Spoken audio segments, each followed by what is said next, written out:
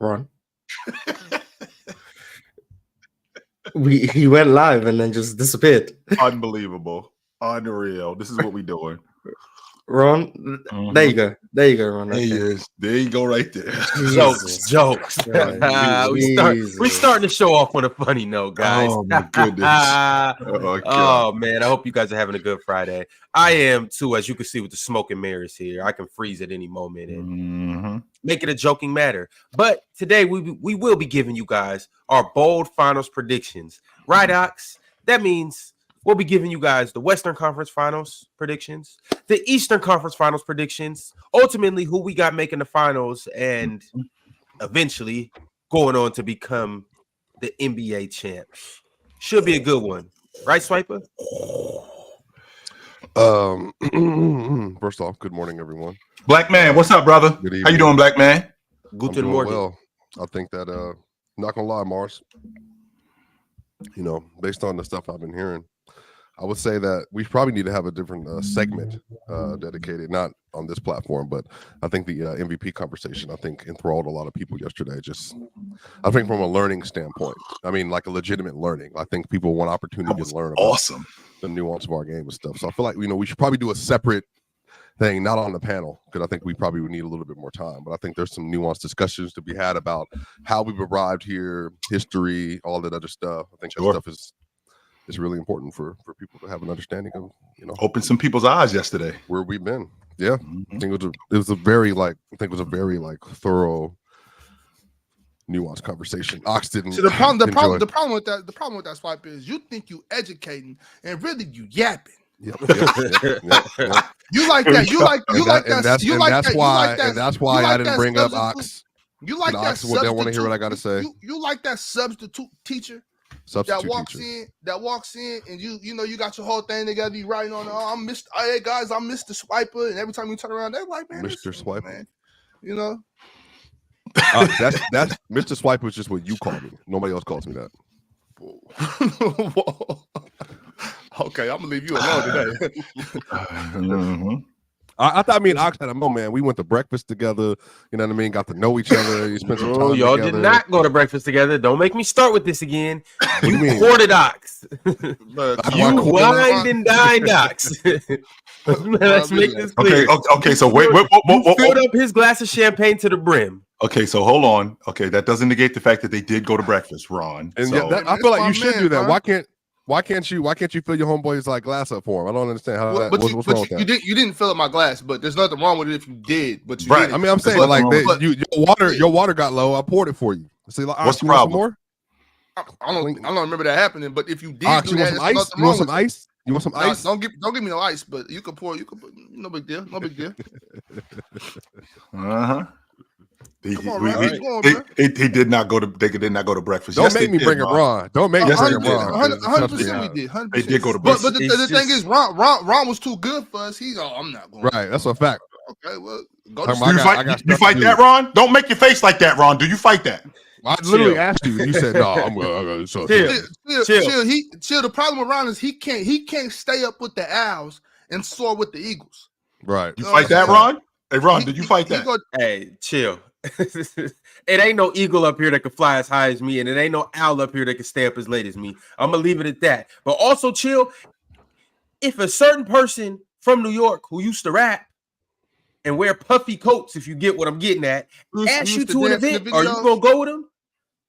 I don't understand that. What's the context here? What's the context? The context is that you are Diddy. That's the context. They calling me Diddy? Yes, so I'm running bad boy. That's cool. I'm running bad boy. Bro, let's go. Let's get it. Breakfast. As a matter of fact, there's some stuff on the dock for PC. Yo, Ron, what are you insinuating, Ron? Could you please move on? All right, bro, come on, man. Let's talk some basketball. Hey, I'm not gonna lie, Ox, you started this. You started this. You started this whole thing right all here. I said was that you was yapping. That's all. Yeah, that's what I'm saying. What up, Mars? Inspired your guy. I actually thought that the conversation was real good yesterday. I think there was Mars was the one who brought it up. And I think some people got enlightened yesterday about how the MVP works, and I thought that was dope. So yes. All right. Well, fellas, what's going on, Fod? What's going on, everybody that's on Twitter? What's going on, everybody that's in here right now? Make sure you like the video. We got an amazing episode coming up on the way. Before we get into it, J-Dot became a member early on in the episode, so shout out to J-Dot. Appreciate you for joining early in the show. Also, Pimp named Slickback sent through a super chat. He said there's a world where Cooper Flag or Ace Bailey ends up on the Thunder. The Clippers should be banned from the NBA if this happens. Enough now. Okay, Pimp, that's not because that's not their fault. But I mean, it happens. Kawhi Leonard got hurt, and the Thunder own that pick because of Shai Gilgeous-Alexander. So they own it. Speaking of Ace Bailey, did we all see that yesterday? Yeah, he looks good. Which one of us is most plugged in on the college prospects and drafts here? That you, Ox? Ox. Not this year. I wasn't.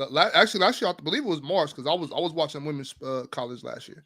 This year I'm gonna be tapped in. This year though, I will be this year for sure. Mars pays attention to the draft more than anything. I pay attention to draft prospects, not college basketball. If that makes sense. I'm gonna be tapped in this year though, so I for sure. For sure, I will. Yeah.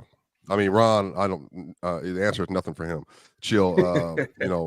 I start watching college hoops like around when the conference, when they start getting in the conference play, like around the middle of January, around that time, and then I'll start ramping it up when the tournament starts because I'll hear about a prospect here, I'll hear about a prospect there. I'll start paying attention more. Man, I'm not gonna lie to y'all. The day PC'd, I'm telling y'all, I'm being for real. I'm dead about this. Matter of fact, I'm gonna tell the day y'all want to do a fantasy football PC, I'm killing it. I love fantasy football, chill. I don't know if you know anything about that at all. Anybody up here? I love fantasy football, bro. I would do that all day. Nah, man. See, that's your problem, Spot Pepsi. I live in the real world. You want to do all this fantasy shit? Look, that's not how it works. It's based on real world information. I love NFL. So I love fantasy football. Fantasy basketball is too much. But we want to do a PC league? Oh, we in there strapped, betting checks. You got to set your lineup every Thursday morning or something, or what? It's like every week for the most part. But you got to pay attention to practice and just who's injured, injury reports and stuff like that. But you would actually like it, Ox. I think if you can focus, like if you find something you focused on, because I know when you do it, you become great at it. So I think if you focus on it, you would love it like a lot. Yeah. It's cool. I'll just be forgetting. Like I did a league a while ago. I just kept had so much going on. So. Yeah, if you've been a PC day one, if you were back here in the days where we had gridiron and all that good stuff, we did a fantasy league one year and it was fire. But Swiper, next year. We'll make it happen just for you. I'm saying a fantasy football panel locked in. We can lock. I'm telling you, bro. That's the thing. People don't realize how much money people are making on fantasy football of doing like this stuff. There's so many people like Andrew Kirchhoff and the Flock and like so many different people. Like they're running, making real chill. I'm talking about monies.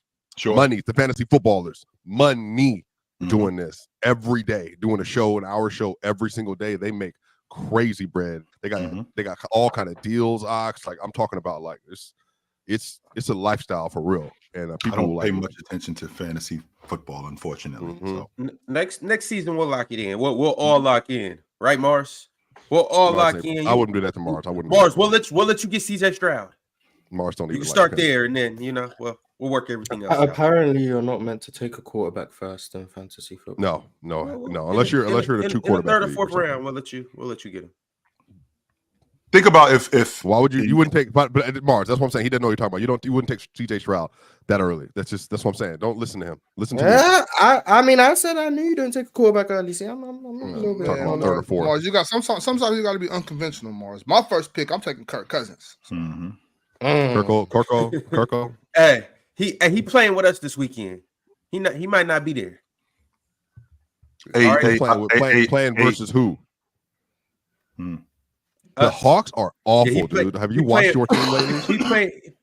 I'm not even finna get into this. I'm saying, have you watched your team lately? You don't know what you're talking about. What do you mean I don't know what I'm talking about? I'm just gonna leave it in that. You don't know what you're talking about. Gino's been horrible. The best part of your team is Kenneth Walker, and you can barely get him the ball when you need to. Your defense has been trash. What are you talking about? You just yapping. Yapping. Matter of fact, Ron, you don't want to have this conversation because we just smoked y'all last week. Yeah, exactly. I don't want to hear nothing about no Seahawks. You don't want to have this conversation, Ron. Can we move on to basketball, please? You don't want to do this with me. Seahawks are bums. Like you don't y'all believe that little 3-0 start or whatever you had. Y'all are.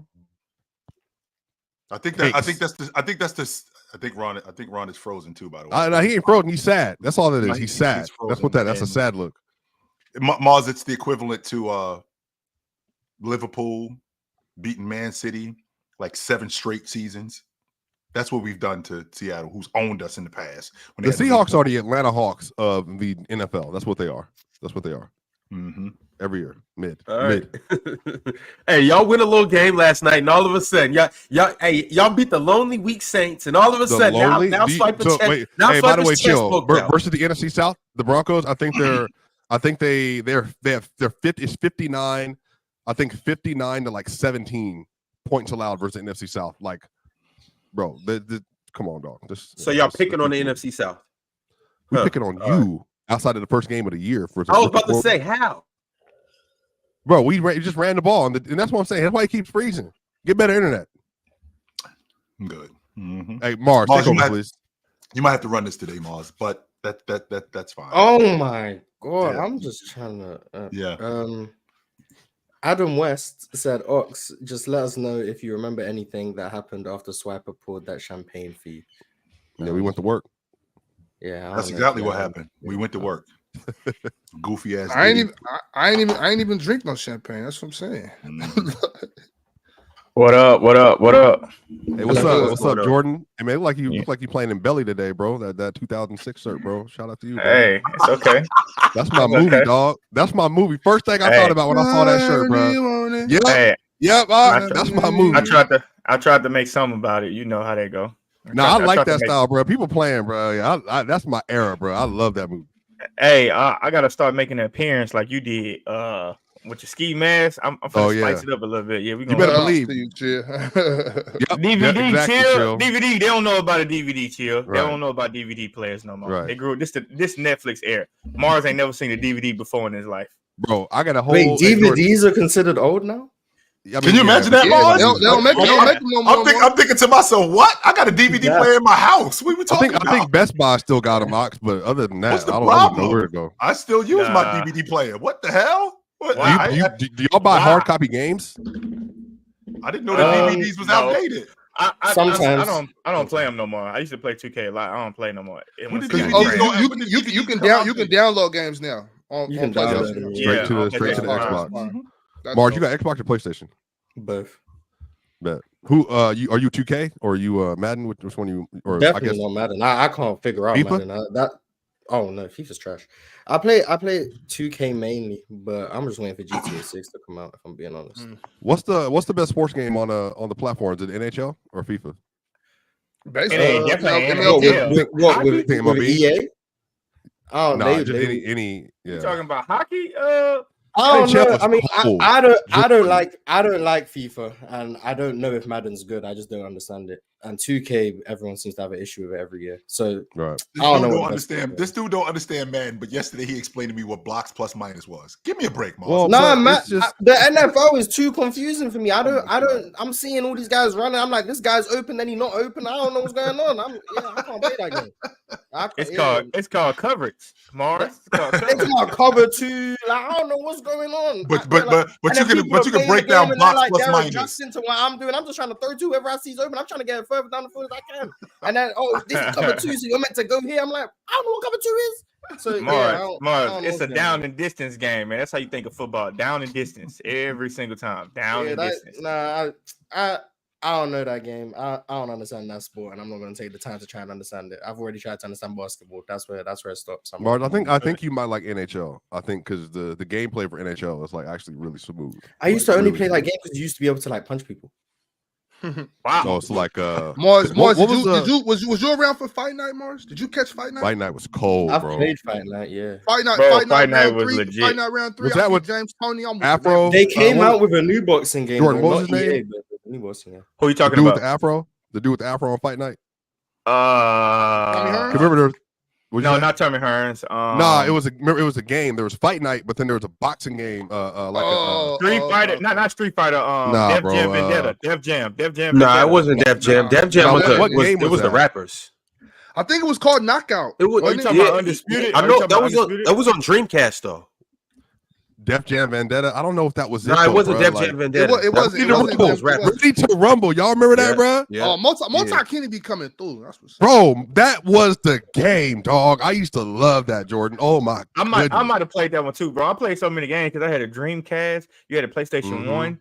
You had an Xbox introducing. What was another game around there? The Sega Genesis. Quick question, because I don't really play a lot of video games. I had asked Mars and I had asked Ox. Jordan, in your estimation, the most unstoppable player that you've ever had on 2K? Oh boy, it's you got Gerald Green on there. Is Joe Green unstoppable on 2K? Boy, what? Yeah. Boy, what? Giannis is unstoppable on like 2K19 too. There's nothing you can do with Giannis. He's still unstoppable though.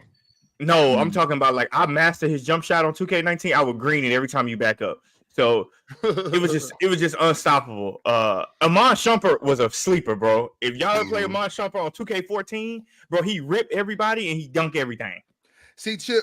You never asked me that, but. I was going to get to you, Big Eye. I thought you just said that you asked me Mars. Now I had asked Mars and I had asked Swiper. I was actually going to get to you. I was going to get to you next. Yes, I was. Well, I've never played 2K with like the newer guys. Yeah, I haven't played 2K since 2002. 2K5 Pager. No. Pager on the Hornets though. He don't miss. But I'm talking 2009, 2010. I'm sorry. That's Kobe on the cover or Chris Andre Iguodala. I think that's Kobe. 2K10 is Kobe. No, I'm gonna tell you, Andre Iguodala was the best 2K player ever made. I don't know much about it, Ron. So that's why I was asking. Because Mars told me that I think Mars, you told me that 2016 Curry, Swiper. I think you told me 2009 Bryant. I still don't think there's anything touching the Kobe Bryant at that point. You told me 2009 Kobe Bryant, and I wouldn't miss. I mean, I'm not even kidding you. I would not miss. Man, I would never lose. I would never lose with the Clippers, bro. Like I'm just throwing. With the Chris Paul. Yeah, Blake Griffin, Chris Paul, DeAndre Jordan, Matt Barnes, and then you had Jamal Crawford. It's no way you would be. JJ was on that. Who's your guy though, Ox? Who is your guy in your estimation? Who is your guy? Because like I said, Mars just told me 2016 Curry is his guy. Swiper told me that 2009 Bryant is his guy. Who is your guy on 2K? I'm talking about 2009. Philadelphia 76ers. Andre Iguodala with Dallenberg. And no, that was with Thad Young. Samuel Dallenberg was on there too. Yeah. But I'm trying to remember the whole team. But I know Andre Ig was on that. It was Andre Ig, Dallenberg, and I thought Thad was on that team. And this is gonna sound obvious, but like chill. Another dude that's like a straight cheat code is I think they got like the 86 Bulls on there when it was Jordan and a bunch of like randos. But I mean, you can drop a smooth double nickel with Jordan in the game though. Because once he get hit, his mid range is like it's unbelievable. Bro, 2K. I remember I was a big NBA Live fan, and what broke my heart about NBA Live was when they came out with the one with Tony Parker on the cover. That was the worst game I had ever seen. So I bought it the same day and returned it. Realist, no, he isn't. Just so I'm sorry to interrupt you. Realist, no, he isn't. No, he is not the biggest steal in the draft. No, he isn't. That's too high. That's too high. He is. Realist 123 said Dalton Connect is the biggest steal of the draft. Looks ready to be a starting shooting guard. Reeves to run the point. Rui Braun 80 front court. Lakers 5. I have to say Lakers to go to Cancun in 5. If I've said this, I haven't said this on the panel. If the Lakers. They have this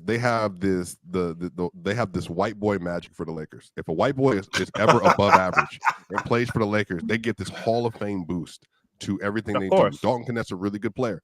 But bro, if you're telling me they run Austin Reeves and Dalton Connect, I mean you're not even, bro. You're not trying to win. Cooking. I had him in a rookie of the year conversation before the season. He's a really good player. I think that the Lakers stole him I think the Lakers stole him at 17. This is the SEC player of the year. He led the SEC in scoring. He's a bucket getter. I won't argue that. The steal in the draft is the starting 5-man in Memphis. To Ox's point, he should have been the number 1 pick in the draft. He should have been the number 1 pick in the draft of all the guys that y'all picked. That's the guy who was the steal in the draft. Him and Trae Young would have been really good together. Yes. But I'll tell you the truth, man. I know we've been hard on JJ Redick, man. I think JJ Redick's gonna do a good job, man. I've been watching some behind the scenes stuff. Jordan, I teacher, know where bro. you're going with this. Teacher. He's a teacher. Remember who he got on his staff now. You're only as good as your staff. And I agree, but I mean that's every team. Nate McMillan is on that staff. Right. Scott Brooks is on that staff. So JJ be teaching too, though. JJ be teaching too. I love what I'm like the way he orchestrates. I'm so glad that I'm seeing him shoot jumpers again, so I ain't got to hear this nonsense about who's ahead of him. When AD is is this like this AD when he's healthy, and then on top of that, if he's shooting jumpers, he don't need to make a crazy jumper. He just need to shoot them, and he's shooting jumpers, bro. Anthony Davis is arguably the 6th best player in the world. Arguably, that's for sure. That's for sure. He's that good. He's that good. My question would be is how the JJ Redick is going to use his actions with the Lakers. Like, what are we going to get from Anthony Davis? What are we going to get from the supporting cast? Like, that's what I want to see. But it looks like he got a plan. And we got to figure out how we can maximize D'Angelo Russell. Like, D'Angelo Russell, we can maximize him. Like, what do we make him to? Do we make him a volume scorer or do we make him an efficient passer? Mm-hmm. Like, and to me, that's going to be. You know, if JJ can pull that off, he might win Coach of the Year. Because if D'Angelo Russell can average about 15-9, 14-10, he did that makes that Lakers. Didn't he do that last year? No, not 16-7. He was 16 he did that last year. Yeah, you got to get to 15-10. No, that's too many. And assists is a lot. Yeah, he has the ball too much. He got it, but he got good players. He didn't pass like that though. No, but that's what I'm saying. But I'm saying if JJ offense allows him to like thrive in that role. I'm gonna give you. I think he can go 15-10. He runs. They ran his action yesterday. That's a lot. Yeah, and I'm not going that far because it's not that far fetched though. He's a good passer. Really, 100. Well, he is, but I don't think his reads in terms of reading defenses is as good as you think it is. You could be a good passer, but still not be able to read defenses at an elite level. And I don't think he did. I think he shoots the basketball really well, and I think he gets downhill with the best of them. But his ability to read defenses and get the ball to the right guys consistently, no, he doesn't do that. They ran this action yesterday, and I watched a little bit of it. They ran this action yesterday where the ball started at the top and it got swung to the corner. When it getting swung to the corner, we had Dalton Connect on the left wing. I want to say Jay Hood Shavino. He comes and sets a back screen. On Dalton Connect. In the process of him setting that back screen on Dalton Connect, he immediately comes and sets a ball screen on, I want to say D'Angelo Russell. D'Angelo Russell gets downhill. It was real good action. Really good action. Now, if you get better players in that situation, I think you can get something out of it. Yeah, I'm agreeing with you too. But D'Lo averaged what? What did he average last year? 18 and 6. I don't know if we need him to score 18 no more. I don't need him having 10 assists either. I would like him to have 10 assists because now we can maximize. Why would he have the ball that much, Jordan? And on top of that, he's your primary distributor. If he's averaging 10 assists, what's James I would doing? like him to be. But that's what I think is a lot with LeBron. Like LeBron stops a lot of players by not playing his position because it's like if LeBron's playing point guard, what position is D'Angelo Russell playing?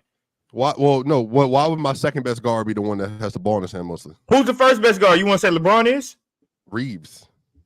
No, Swipe. I can't give you that one. I'm not even a big Reeves guy, but he's clearly there. I want D'Angelo Russell with the ball more than Reeves. But I'm saying LeBron don't play small forward enough. Like he don't run the floor enough, which is easy. He don't post up enough, which is easy. I'm saying if we can get D'Lo to be the primary point guard and let LeBron play as good as a screener he can be and play off of screen to screen actions, I think you better like put. You know they've been running the inverted pick and roll. This is a copycat league. Of course they've been doing it. So do that same thing with LeBron. You blitz it. Now LeBron's the point guard. They already do that. They do it with Reeves and they do it with LeBron. And LeBron and Reeves at the top of the key. They run that little split action, and then you either switch or it's a roll for LeBron, and it's to the rim, or it's a But I want LeBron in that. I want LeBron in that role majority of the time. Like majority of the time. I ain't no role player. What you think I am? No, I'm not saying he's a role player. I'm saying he can thrive playing the wing position, but I want him in that role. I'm the best playmaker on this team. I'm not giving the ball up. And not only only that, Swiper. What is the small forward today, Jordan, in your estimation? Not even today. Let's just go back 10 years ago. What is the small forward in your estimation? LeBron changed the position on that as far as what it is. No, he didn't, because Scottie Pippen was doing the same thing that LeBron was doing. He was doing the same thing. But I mean, the Bird game was is doing different. the same thing. Bird was doing the same thing that he was doing. So yeah, but the game is different to where they putting the ball in these guys' hands a lot more than Scottie Pippen. Like they ran the offense back. My name ain't Scottie Pippen. It's LeBron, Jordan. I feel you, but listen to what I'm saying. Back in the day, they ran offenses. Your best player didn't hold the ball for 10 seconds looking for something. Michael Jordan didn't hold the ball? Not really. Mike played off a lot of closeouts. He didn't. He played off a lot of closeouts. No, bro, stop it. Michael Jordan was ball hogging until Phil Jackson got No, he was not ball hogging. Yes, he was. Honestly, you're talking about young Michael. You're talking about young Michael. I'm talking about you said he didn't do it. Even in the triangle, Jordan was that way. I'm talking about young. I mean, I'm talking about championship Michael. Like I watched even a lot in the of triangle, games. that was going on. Yes, it was. He didn't play like that. It was swing. Move the ball. Yeah, that was Mike going on. Mike was willing to get off the ball early on in the shot clock. Now, when it came back to him, that's a different story. But willingly ready to get off the ball, move. Everybody played like that back end. Everybody played. But Jordan, hold on, just to get the argument straight, because I think the chat needs understanding. We are not saying LeBron doesn't need to get off the ball more. Yes, utilize your guards more. You said D'Lo needs to be 15 and 10. I'm saying I don't need him to have the ball that much to get 15 and 10. I think that's a detriment to their team for him to do that. I don't, because I think you maximize what LeBron can do off the ball and the attention that he would draw off the ball. And if you don't give him the attention, good, because he's going to kill you if you not give him the attention. Jordan, that's what I'm saying. Jordan, in your estimation, when have you seen James the most effective when he plays off the ball? When have you seen that? I think probably with the Heat when he was out and running. I think that's the case. But he had guys. He had guys that can create. Like Dwayne Wade was a creator too. 100%. I'm not comparing D'Lo to Dwayne Wade at all, but I'm saying that D'Angelo Russell can make those plays, and it makes D'Angelo Russell look a lot worse. It makes D'Angelo Russell look a lot worse when all he doing is standing in the corner. That's not true. Shoot. That's not what he does, though. I think it is. But I'm just going to tell you, Jordan. I watched this man play, and I watched him play, unfortunately, too many times. In particularly, like very closely for 16 games in the last 2 years, basically. Sure. And then before that, obviously, I've watched the Lakers. Outside of that, D'Lo has the ball often. D'Lo, I think Lakers blame him and scapegoat him too much, because D'Lo actually had a really good year last year. He just isn't an all-star. Yeah, he did. That's just not what he is. Yes, he did. But you saying that LeBron needs to concede to D'Lo more for D'Lo to be the primary playmaker, I'm saying I don't think that is their best bet to get their offense going in particular. And more, you saying it's Reeves, even though he does. No, I didn't say do either. I didn't say do either. I'm telling you, their offense is already really good. Their defense is their issue. That's what continues to be their issue and will be their issue again this year. Their offense will cook with JJ, but they don't have the personnel to defend. But look though, Swiper, and we just talking because I feel like D'Angelo Russell in the playoffs, like you wonder where this D'Angelo Russell goes from. And to a lot of people, we look at box scores or we look at the game and say, damn, he shot 2 for 11. But look at the quality of them shots. Like to y'all, it's like, oh, I'm wide open. But I didn't went down the court 4 times and I didn't touch the ball. Like 4 times I didn't touch the ball, and now I got to make this spot up shot. It's very difficult to do, and he's not a knockdown 3-point shooter. That's not what's happening with him. That's not true. Yes, he is. D'Angelo Russell is not a knockdown like he was last year. He's their best 3-point shooter. He was last year. But I'm talking about a knockdown catch and shoot corner boy. He's not that type of guy. He did. Okay, so he's not that type of guy. Who is that in today's game, though, Jordan? Who is that in today's game? Duncan Robinson, Malik Beasley, I mean, you got to who else? Are we turning those guys into D'Angelo Russell, who, by the way, plays off the ball, and James creates a lot of open shots for him, which would explain the 18 a game that he averaged last year, which would explain the fact that he was. But they weren't good. They weren't good to playing that way, Chill. They weren't good. What do you mean they weren't good? The Lakers weren't good. The Lakers weren't. So you think good. they need to change? So you think they need to change their offense? And you want to put the ball in D'Angelo offense. So you want to put the ball in D'Angelo Russell's hands philosophy. more, and you want to take the ball out of James's hands, and you want to put the ball in D'Angelo Russell's hands. Because if I'm a 10 assist guy, I got the ball a lot. If I'm a 10 assist guy, I got the ball a lot more than I would be if I was a 4 or 5 assist guy. He's got the ball a lot, which means that we're running the offense through him. I don't know if I love D'Angelo Russell particularly as that's not what I'm saying. But that's not. That's obviously what you're saying because we have D'Lo averaged averaged ball in his 1.2 per possessions last year as a spot up shooter. He like legitimately is a very good spot up shooter. 100% he is. And he's but a that's not. shooter. But that's not. Yes, but what I'm saying is that's not his game. Like as far as what D'Angelo Russell thrives when we saw him in Brooklyn, how did D'Angelo Russell play with the ball a lot? Well, no, hold on. But why? But Jordan, this is what I'm misunderstanding about your argument. D'Lo already has the ball in his hands quite often. The issue is, come playoff time, he is not able to translate his regular season success in the playoffs. Why? Let me explain why, Jordan. Because he's playing in particular versus bigger defenders, bigger matchup that are requiring for him to defend on the other end. And on top of that, it's difficult for role players to continue to keep up their shot variance in high leverage situations in the playoffs consistently. That's the issue because he did it versus the Memphis Grizzlies in 2023, and he helped win them that series. He did it versus the Golden State Warriors, and he helped win them that series. But what happens is when he plays Denver, really all we're talking about is Denver. When he plays Denver, he's playing versus bigger players that are extremely physical, and he has to guard every single possession on the other end. D'Lo had a 21-point performance in this last year's playoff, but other than that, he's not going to be able to be consistent because of what he is. That's his fault. It's his fault for why he can't do that. You know what's so crazy is people only talk about what a player is when they get on LeBron team and they play significantly worse than they have been. All of a sudden, when I get on LeBron team, now I'm a significantly worse player than I was before I got on LeBron team. Now all of a sudden, well, that's what D'Lo is. That's what D'Lo is. But when he was in Brooklyn and thriving, we wasn't saying. That's not what are you talking about? That is. Wait, hold on. Chill. Explain this. Why did the Minnesota Timberwolves dump him for Mike Conley then? Because the Timberwolves did that. It wasn't going to LeBron. He was a worse player with the Timberwolves, and they dumped him for Mike Conley. Why? They dumped him for Mike Conley because they didn't want that type of plays. They didn't want his type of play style on the team. I'm saying with the Lakers. Because it's not Jordan, because they got a guard like Anthony Edwards. You got a guard like Anthony Edwards. That's why. You need a guard like Anthony Edwards. They don't play the same either. What type of? It's not about them playing the same. It's about them maximizing Anthony Edwards. What I'm saying is LeBron James is no longer the LeBron we seen in Cleveland or Miami. I'm saying LeBron James hurts point guards. He have a history of hurting point guards. Why? Because he plays point guard. So it's like, oh, LeBron, you're supposed to be the power forward, but now you're bringing the ball up the court. So what position can I play? Oh, I got to go sit in the corner and wait for you to get. That's not my game. Like players play off of rhythm. They don't play off of, hey, stand there, get ready to catch and shoot. D'Angelo Russell has never been that type of guard, ever. That's not his style. So when you wonder why in the playoffs it don't work, it's because it magnifies in the playoffs. First and foremost, yes, he has been that type of guard. And the reason why he has been that type of guard, when he was in Golden State, he didn't have the basketball in his hands when he was in Golden State. And he was really damn good in that offense where he didn't have the ball and there was a lot of action off the basketball. On top of that, when he's playing with LeBron, just to clear, by the way, just to back up your point, do you know that his most efficient 3-point shooting season have both been in LA? He was in Golden State. Two of his 3 most efficient seasons period have been in LA. Oh, and with the Lakers, okay. So LeBron's obviously not making it worse. He's actually making life easier for him. Go ahead, chill. Finish your point. The Lakers were not good last year. The Lakers were not good last year. Defense, Jordan. The defense was good. Go ahead, chill.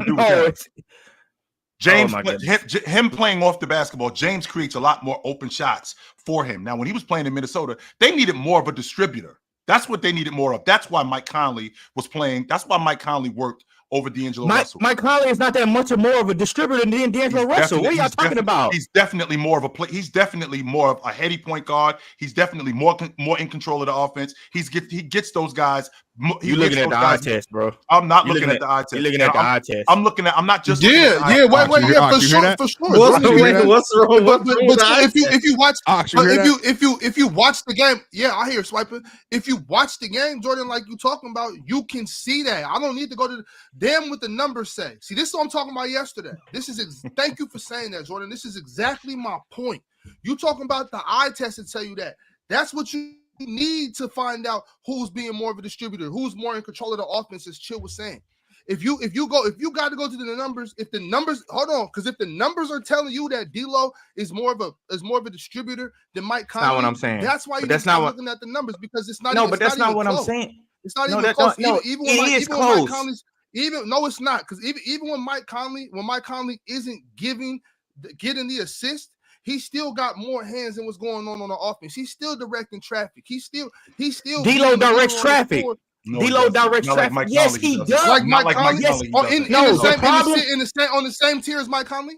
Yes, in the problem with them, even as a D'Lo barely got control of what he's doing on the basketball court. No, that's not true. The problem with him and Mike Conley is the problem with him and Mike Conley is D'Lo shoots the ball more than Mike Conley because he's a better scorer. Mike Conley isn't that great of a scorer. He can get his shot in spots. D'Lo, you have to live with some of the things that D'Lo does. That's D'Angelo Russell. That's what makes him good. But when you magnify him with the Lakers and you say, LeBron, you handle the ball. I'm only going to use D'Lo on a catch and shoot. And everybody's going to say, oh, that's all D'Lo is. D'Angelo Russell is talented, bro. It's just that's the fact all he does, though, Jordan. That's the problem. Pretty much. Are you telling me that all he did last season was catch and shoot and he averaged 18 a game? You're getting caught up on me saying that's all he does. That's what you're getting caught up on me saying. You want the ball. This is your stance. I think you get caught up on something you said. That's crazy. Right. Hold on, Jordan. Your stance is the Lakers would be better if the ball was in D'Angelo Russell's hands more. That's your stance. James, if he played more small forward, right? If James played more small forward, which this is what small forwards have been doing over the last 15 years. In fact, that's what teams have been building their unit around, the 6'8", 6'9" guy with the ball in his hands on a wing. That's what they've been building their unit around. You're telling me that D'Angelo Russell, he would be better for the Lakers if he had the ball in his hands more, which is just not true because he's not the playmaker that LeBron James is. He's not the downhill guy that LeBron James is. He's not any of those things. But James sets him up so he can still play his game, where he can still catch and shoot, where he can still be a drive and score guy. He can still do all of those things that he does, even if he doesn't have the basketball and somebody else is setting him up. He can still do that. I just don't understand where this came from. We were talking about Dalton Knecht and then Austin Reeves or whatever. Yeah, but because like I think the point of y'all saying like, oh, that's all he do. That's not what I'm saying. All he do. I'm saying the quality of what D'Angelo Russell does shows in the playoffs. And you know what he does is you're expecting him to be this, swing D'Angelo Russell the ball, get to work, shoot, and then when he brick, people is like, why is he playing like that? Oh, D'Angelo Russell playing like Jordan. trash. He starts a lot of possessions for them, Jordan. That doesn't make any sense to me. He's the one bringing the ball for initiating the offense. It's not you. So what? No, Jordan. So you don't know him playing off ball because he can't perform in that role. And now when he is starting possession and starting the offense, it's an issue. Swiper cannot talk because I didn't even finish what I was saying. Number one, you said that LeBron James is the point guard, or y'all saying that LeBron James is this playmaker and all this other stuff. Ball handler, sure. Okay, great. So if LeBron is doing that, how is D'Angelo Russell doing it too? Who do you want doing it more? That's the question. D'Angelo Russell. I want LeBron James. Can't hear you, Swiper. I want LeBron James to go. I want LeBron James to run the floor a little bit more. I want to see LeBron James in more post-ups. I want to see LeBron James in more off-ball screens because he can set people up with 40 years old. He can do that. He can. That's what a 40-year-old could do, playing the post. No, actually, 40-year-olds are retired. That's what they are. The 40-year-olds aren't doing that. I don't get the point that you just brought up when you just said 40-year-olds doing it, then say 40-year-olds are retired. That don't make no sense. But Jordan, I saw you. Go ahead. Keep going. This 40-year-old in particular, he is their primary ball handler. He is their best. And I think that's what hurts him because he is their best passer. Okay, that isn't their problem. That is not their problem. I think it is. Put LeBron James at point guard. Get rid of all these other point guards that y'all have on the team, and just get small forwards. No, that's not. No, Jordan. I just got on mute for 3 minutes to let you yap. Still, the issue is you're bringing up. They don't have an offensive issue. They were still good offensively in the playoffs. No, they didn't. No, Jordan. Literally, I just want you to understand this, Jordan. Basically, from January on, do you realize the Lakers were like top 5 in offense the rest of the way? Jordan? Do you realize that their offense was fine? They're shooting. What do you mean? I'm telling you. I'm telling you. They were like a top 5 offense. I know this. They were like a top 5 offense from January on. So the issue with what you were saying is it was their defense, Jordan. Their defense was the issue. They can't guard anything. D'Lo and Austin Reeves can't guard anything. That's why they lose to elite teams. They can beat mid teams. They can beat regular teams. That's it. But they have issues defending the ball. To your claim, the Lakers finished 15 halfway through the season. The Lakers finished 15 in offense. Okay. So to your claim about this defensive thing. First of all, you're not going to get that many stops. You're not going to get that many stops. Like you thinking they is like you trying to magnify. Oh, they don't play defense. How many teams really just lock down like this and say I'm gonna lock you down? You got the Pacers who score 124 points a game. You got them scoring 124. You got Boston scoring a high clip. Right. You got. What's that got to do with strapping up? We talking. I'm saying the Lakers' offense isn't good enough. Hey, Mars. Minnesota shut the door. I'm trying to wait for Ron to get here. Minnesota shut the door last season. They're one of the better defensive teams. The Celtics are one of the better defensive teams in the league. I mean, I could keep going. We're talking about great defensive teams. There are plenty of teams who lock down. I'm not saying that the Lakers don't lock down. I'm saying the reason why they can't win a game is not because of defense. The reason why they can't win a game is because they are predictable. That's what the Lakers are. The Lakers are predictable. Wait a minute. Hold on for a second. You can be predictable. Wait a minute. First and foremost, if I watch the Denver Nuggets, who's the ball going to? It's not about who's the ball going to. It's that they can. Who is the ball going to? If you look at the Denver Nuggets offense, obviously Anthony. I said you said the Denver Nuggets. You said Denver Nuggets. Who is the ball going to? So you know the ball is. It's not predictable. We're predicting that the ball is going to Joker. And with and what do you predict when Joker get the ball though? What do you predict? I'm predicting something good's gonna happen when Joker gets the ball. Why? That's what I'm predicting. Why? Because he has so many options. Because he has so many options. That's why. And so do the Lakers. And they use them. Lakers do not. Their options is the Nuggets options are more defined than the Lakers options. That's the problem with the Lakers. The personnel that the Lakers are trying to play with. You got Michael Porter Jr. playing with Jokic. That's a mismatch. You don't have a Michael Porter Jr. on the Lakers, and you're trying to get it out of D'Lo. That's not him. That's what I'm saying. But you want to turn D'Lo into the primary ball handler. How is that going to make their offense better? Because how is that going to make their offense more? How is that going to make their offense less predictable with D'Angelo Russell?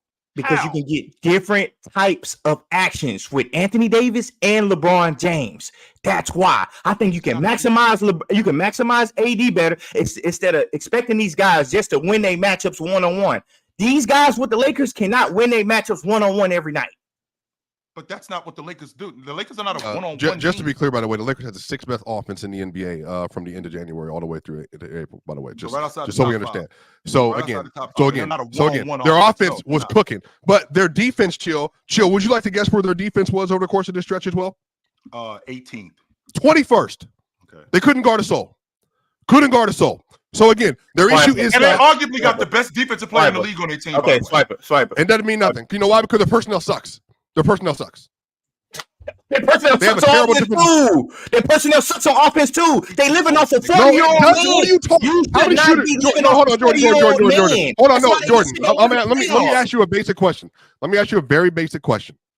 Let me ask you this: how many teams can say they have two of the 16 best offensive players in the league on it?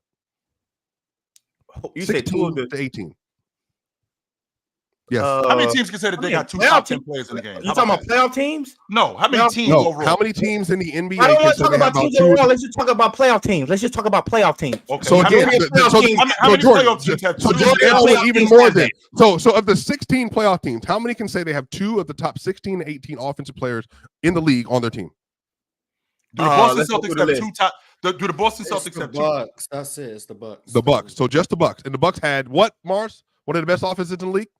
I believe so. I think. Okay. So the issue is, Jordan, D'Lo was one of the best 3-point shooters in the league. He had the best 3-point shooting in Lakers history last year. Austin Reeves is one of the best shooters relative to his position in the league, especially in the playoffs. Then Rui Hachimura is a positive shooter. They had Gabe Vincent, who was injured. Okay. How did Rui Hachimura play in the playoffs? No. I'm saying, bro, we be dead in the middle of conversations and just. How did Rui Hachimura play in the playoffs? This conversation's been in the middle for 20 minutes.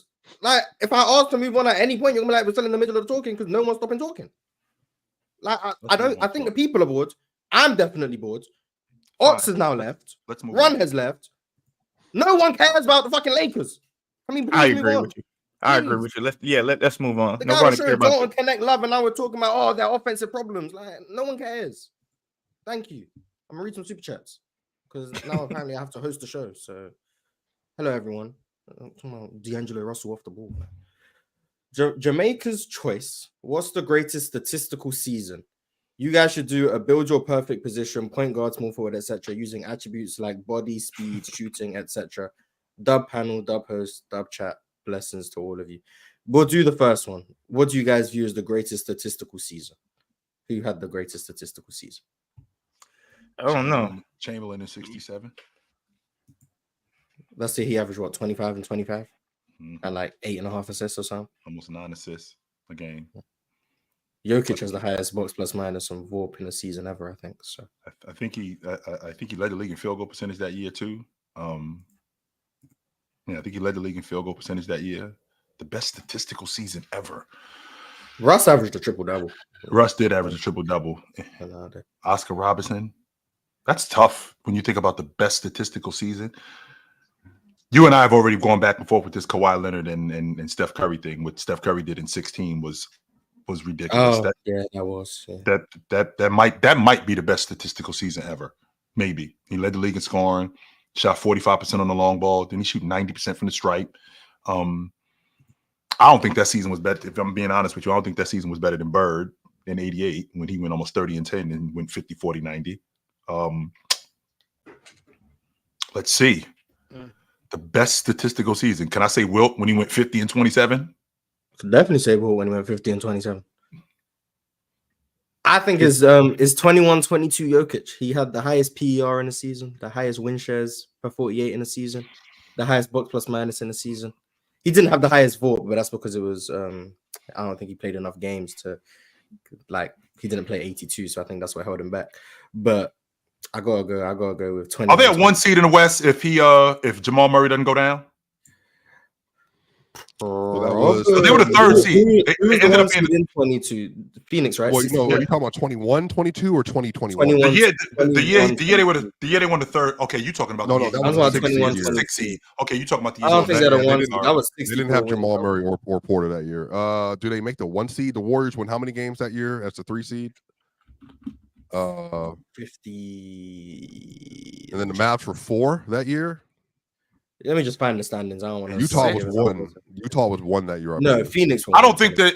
With Jamal Phoenix Murray, had, 21-22. Phoenix won 64 games that year. I don't know if they won 56. Golden State about the year before. They could probably do 2. They could probably do 2, like an extra 9 wins that year with Jamal Murray and Joe Porter. On the floor. And Porter at it that year. There was no. I was just thinking Jamal Murray. I wasn't even thinking about Porter being out of the lineup. Bro, their second best offensive player that year was Will Barton. So, I mean, it's that kind of compounds what Joker did that year too. Considering that was Murray, part of the discussion. No MPJ. Yeah, that kind of compounds what he did. So he was all right. Statistical season ever though, no. Yeah, I'm just going with Jokic because he dominates the stats.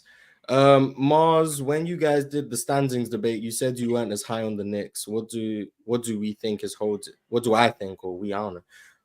What do we think is holding us back from making the finals? Boston, I think, is holding you guys back. And not only Boston, in you guys' estimation, why are we talking like the Knicks just traded for Kevin Garnett? Like, how good is Cat in the playoffs? Hold on. Don't do that. Because when I criticize Cat, everything is kumbaya. Everything is all. No, good. It's not. No, it is not. Man, you know what I realized?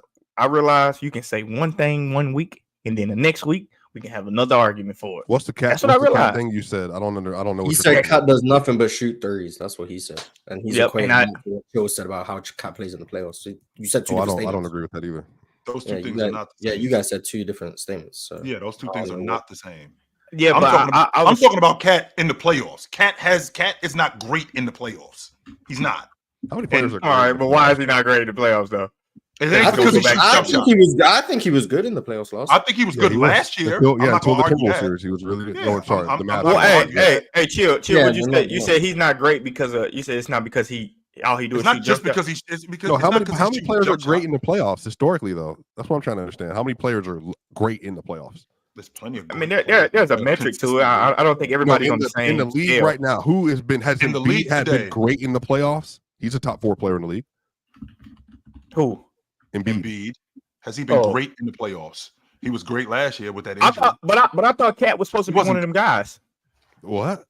I thought Cat was supposed to be one of them guys. I think that's what we've been waiting on. Cat to be like one of the top in the conversation for one of the top bigs. Like he's supposed to be Jokic, Embiid, and who else is underneath that spot right there? Anthony Davis. Anthony Davis. Okay. Bam Adebayo and Cat. They on the same tier? No. Or Cat is below him. Cat's below Bam Adebayo. Substantially. Okay. I just wanted to know when that changed, though. I just thought Cat was supposed to be one of them guys. He is number one pick. Number one pick. He getting lower and lower. Everybody just got better. He started off good, became an all-star, and then everybody else became a superstar. Like two people in particular became. You could get past. That could happen. Right. You can get surpassed. Anthony Davis got passed up by Giannis. That happens. That doesn't negate the fact that he's still Anthony awesome. Davis was what the consensus best four man in the game. Yes, that was a real conversation. Anthony Davis. It's been a lot with Anthony Davis when him just the stigma of him staying healthy. Let's get back to what we were talking about when we talking about the Knicks. So my issue is it's going to come down to the playoffs. Mars talked about Cat in Boston. I don't think it's just Cat. I don't think it's just Boston. I think that they're going to have trouble when you get late, not just late in games, with him being a jump shooter and his game starting outside in.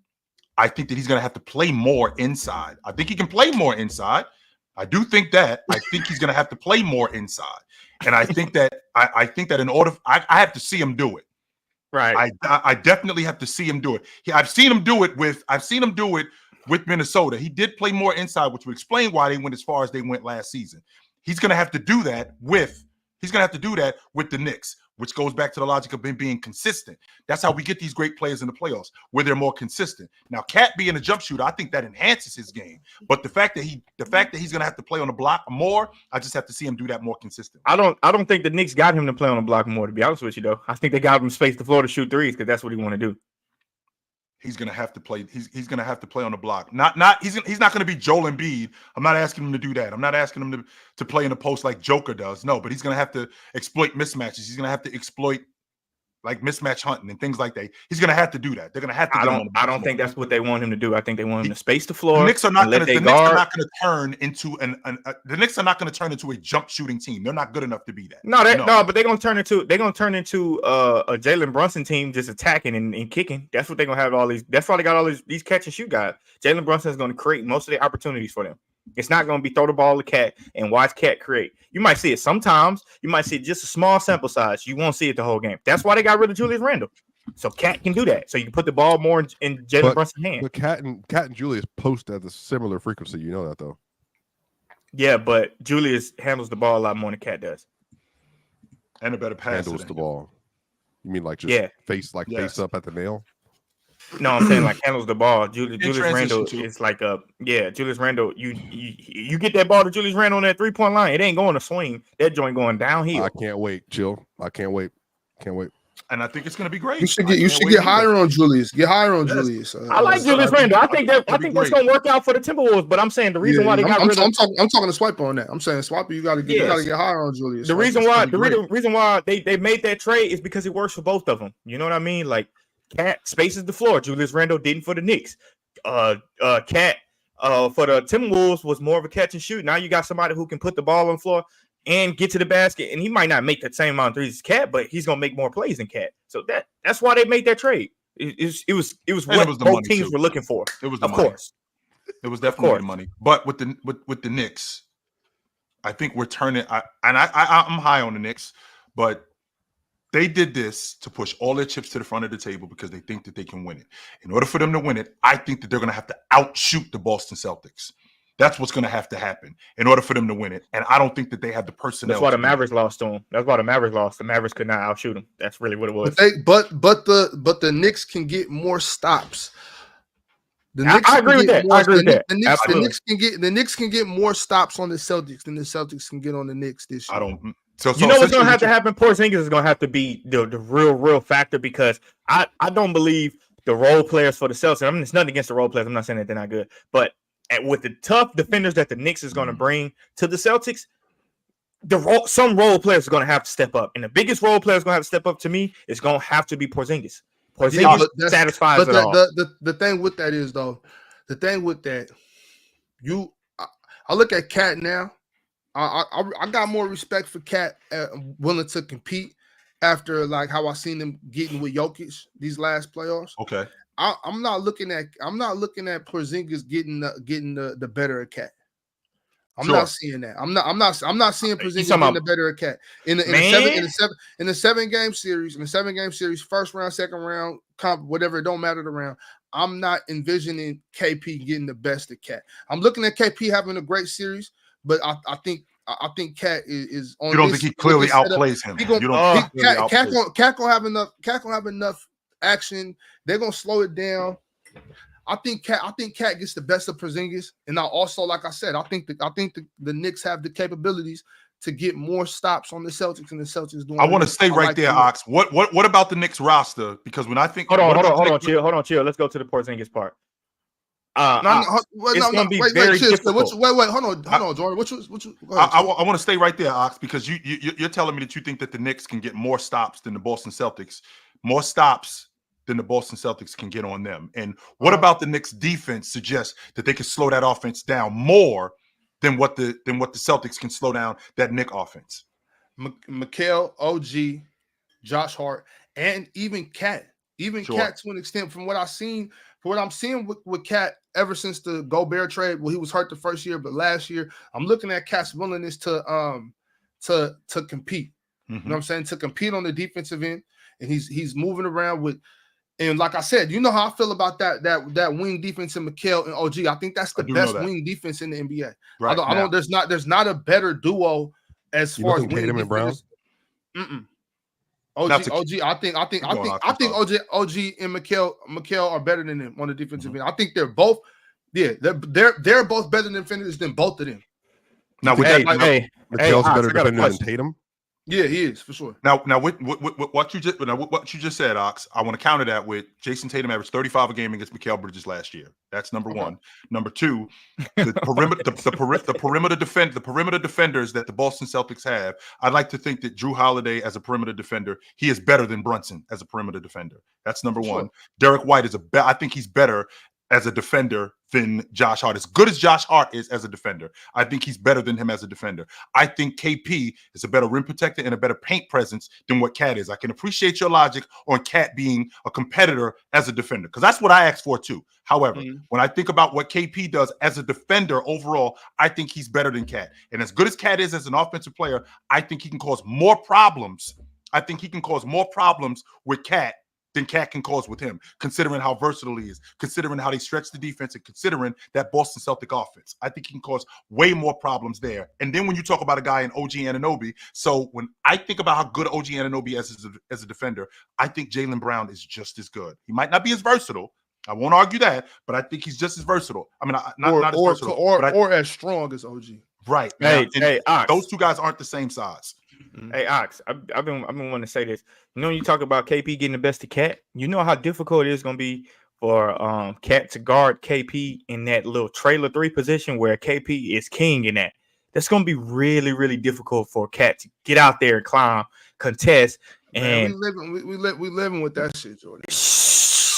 I don't know, man. You're not gonna watch it. You know what I'm saying? You're not gonna watch it, but I'm getting back on defense. I'm getting back on this side of the 3-point line. You know, getting in front of the ball. I'm getting in front of the ball rather than hanging back to defend that. Like we're gonna get back, and then I'll get out there once the ball. I don't know how much I like. I don't know how much I like Cat above the 3-point line playing defense. I don't know how much I like that. But I understand. I understand where Ox is. I do. I understand. If we got to give up something, I'm comfortable giving up transition threes to KP. Right. As opposed to getting to the rim. I mean, he don't have to shoot it, but he gonna have. I'm not saying that he has to shoot it. I'm saying he's gonna have to account for it, which pulls him out of the paint, which allows KP can at least put the ball on the floor 1 or 2 dribbles, pump fake, and go by him. KP can do that. KP not dribbling around Cat. That's what I'm trying to get you to understand. KP's not dribbling around Cat. KP he can, but KP gonna have to cook Cat on that 9, 10, 12 foot turnaround jump shot over the top. He can do that too, though. Over that's what he's gonna have to do to Cat. I don't think he's not a bully. He can't. I don't think he can bully him on the box. He's not just putting that on the ground, dribbling around him. He's not doing that. KP gonna have to eat sparingly. He's gonna have to. He can't be out there forcing it. If so, and I don't think this is gonna happen. But if it goes this way, like you're saying, Jordan, like if they try to ride KP, he's gonna have to be very efficient. He's not gonna be able to waste any possessions. You know what I mean? And I just don't see him. I don't see him eating cat. Like I don't see it. That's all. But my thing too is, if you bring him out the present, if you bring him out the paint a little bit, I don't look at Cat like some super rim protector anyway. But if you do take him away, I'm fine with that because it's OG and Mikal on these wings. When I think about the rotations that the Celtics have, not just the rotations on offense, but their rotation overall, they got 8, they got 9, they got 10 guys, as opposed to, I mean, you got McBride coming off the bench. You're going to have Josh Hart coming off the bench. You got Precious Achiuwa coming off the bench. I mean, they got 7, they got 8 guys. If I want to make sure I'm remembering this correctly when I think about the Knicks. You said McBride coming off the bench too already. You got McBride coming off the bench. You got Precious Achiuwa coming off the bench. You're gonna have Josh Hart coming off the bench. Those are the guys that are coming off the bench. The Celtics got 10 guys coming off the bench, and I think this guy Kata. Those 10 guys. With this guy, Kata's not playing in that series show. Oh, 100% he is. Yes, he is. No, In fact, I think this season, I think Kata pushes Cornette for those minutes. That's who I think. I think they would go to Xavier Tillman before they would go to Kata. Well, I don't think that they would. Even if they did go to Xavier, they just paid Xavier Tillman. Right, they paid everybody. That's not the point. The point is that what Kata brings in the limited amount of time, whether it's 10, whether it's 12 minutes, I think he's going to be better this year as a rim protector and a rebounder, which is what Cornette was last year. And I think he pushes Cornette for those minutes. And if he's able to push Cornette for those minutes, Cornette could still play. But that's another body that you can add. What advantage? So in addition to Sam, they're playing Cat and Mitchell. If obviously we're assuming Mitchell is healthy, sure. You think they would?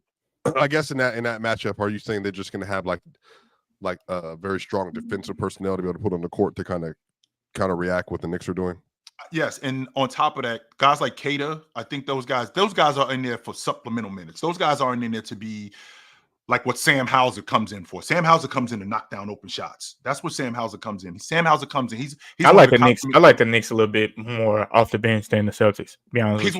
He's one of their consummate D&3 guys. Pritchard, I think he's the best backup lead guard in the game, with the exception of TJ McConnell. He's one of the best backup lead guards in the game. So when you have Hauser, when you have Cornette, when you have Kata, when you have Sam Pritchard, when you have Xavier Tillman, I feel like I'm forgetting somebody on that Celtic roster that's coming off the bench. They got 10, 11 guys. I feel like their rotation is going to be huge. And I don't think any of those guys hurt them coming off the bench. And I think that's going to be the difference. I think that's going to be a lot of what is the reason why they beat the New York Knicks in the 7-game series. TJ Warren gonna revive his career with the Knicks coming off the bench. Super chat. I'm good with that. Hoops never stopped. No, we good. Hoops never stopped. Said OKC isn't ready to be considered a championship ready team. Respectfully, shout out Shea. I think they're a year away. If I'm being honest with you, I think they may never get there, but it's gonna be exciting. They're a year away. I do. I think that Chet in this second year, I think he takes a step in helping them, that offense, be better. If you think about what's going on with Shea, Mars, you don't like Shea as a defender off the basketball. I actually do.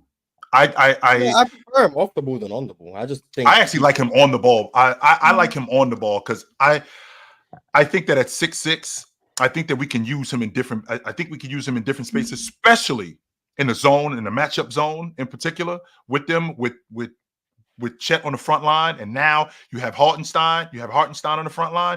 I think we could use him, and I think he could be really good in that aspect. I still think that they're a year away, though. Ron told me to wait for our finals predictions until he gets back, so I got a stall, which is why I'm letting you. If he doesn't get back, then we'll cover it for 10 minutes. Everyone's gonna say Boston versus Minnesota or something anyway. Right. So, in the finals. That's yeah.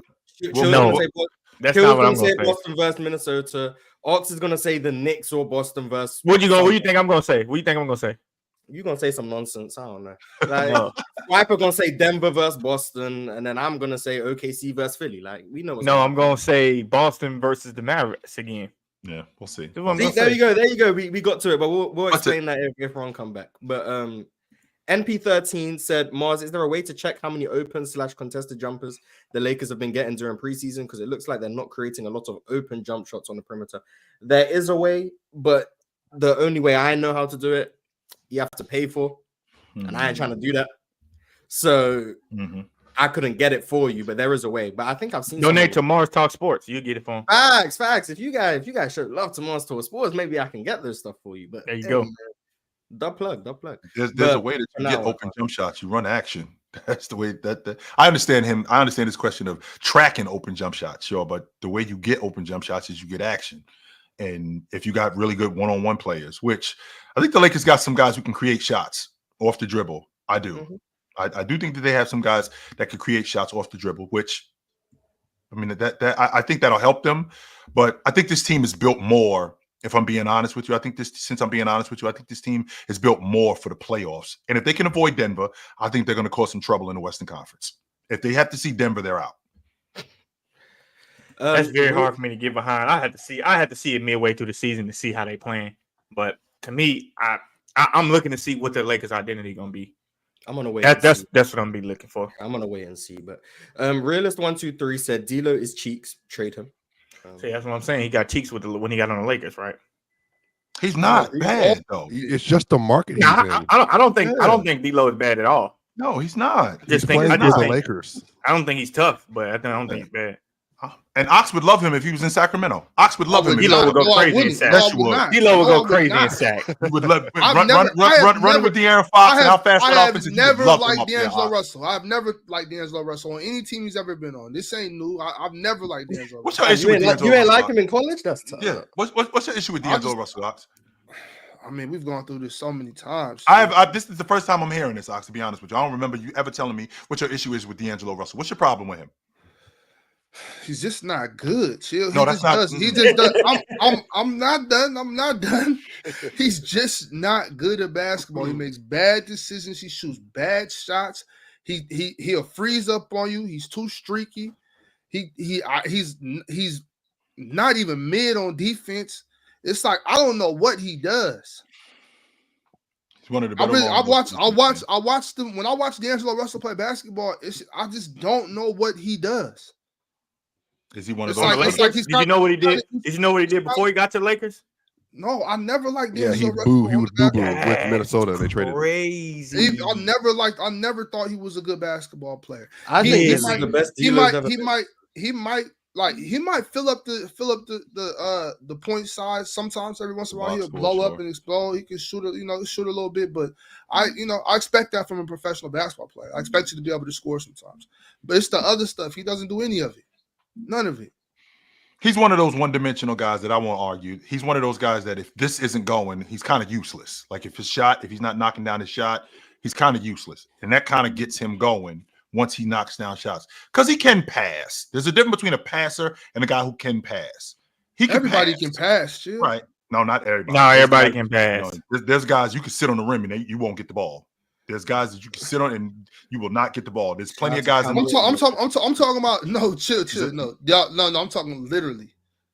Like if D'Lo gets an assist, it's just because it's not like he's doing anything. He just passing you the ball. That's not true. That's not true. And that's not an aspect of passing. I'm talking about reading defenses. I'm talking about making correct plays. I'm talking about waiting for the defense to set up. I'm talking about seeing the game a little bit further. I think D'Angelo Russell does do that from time to time. I don't think he just does that consistently.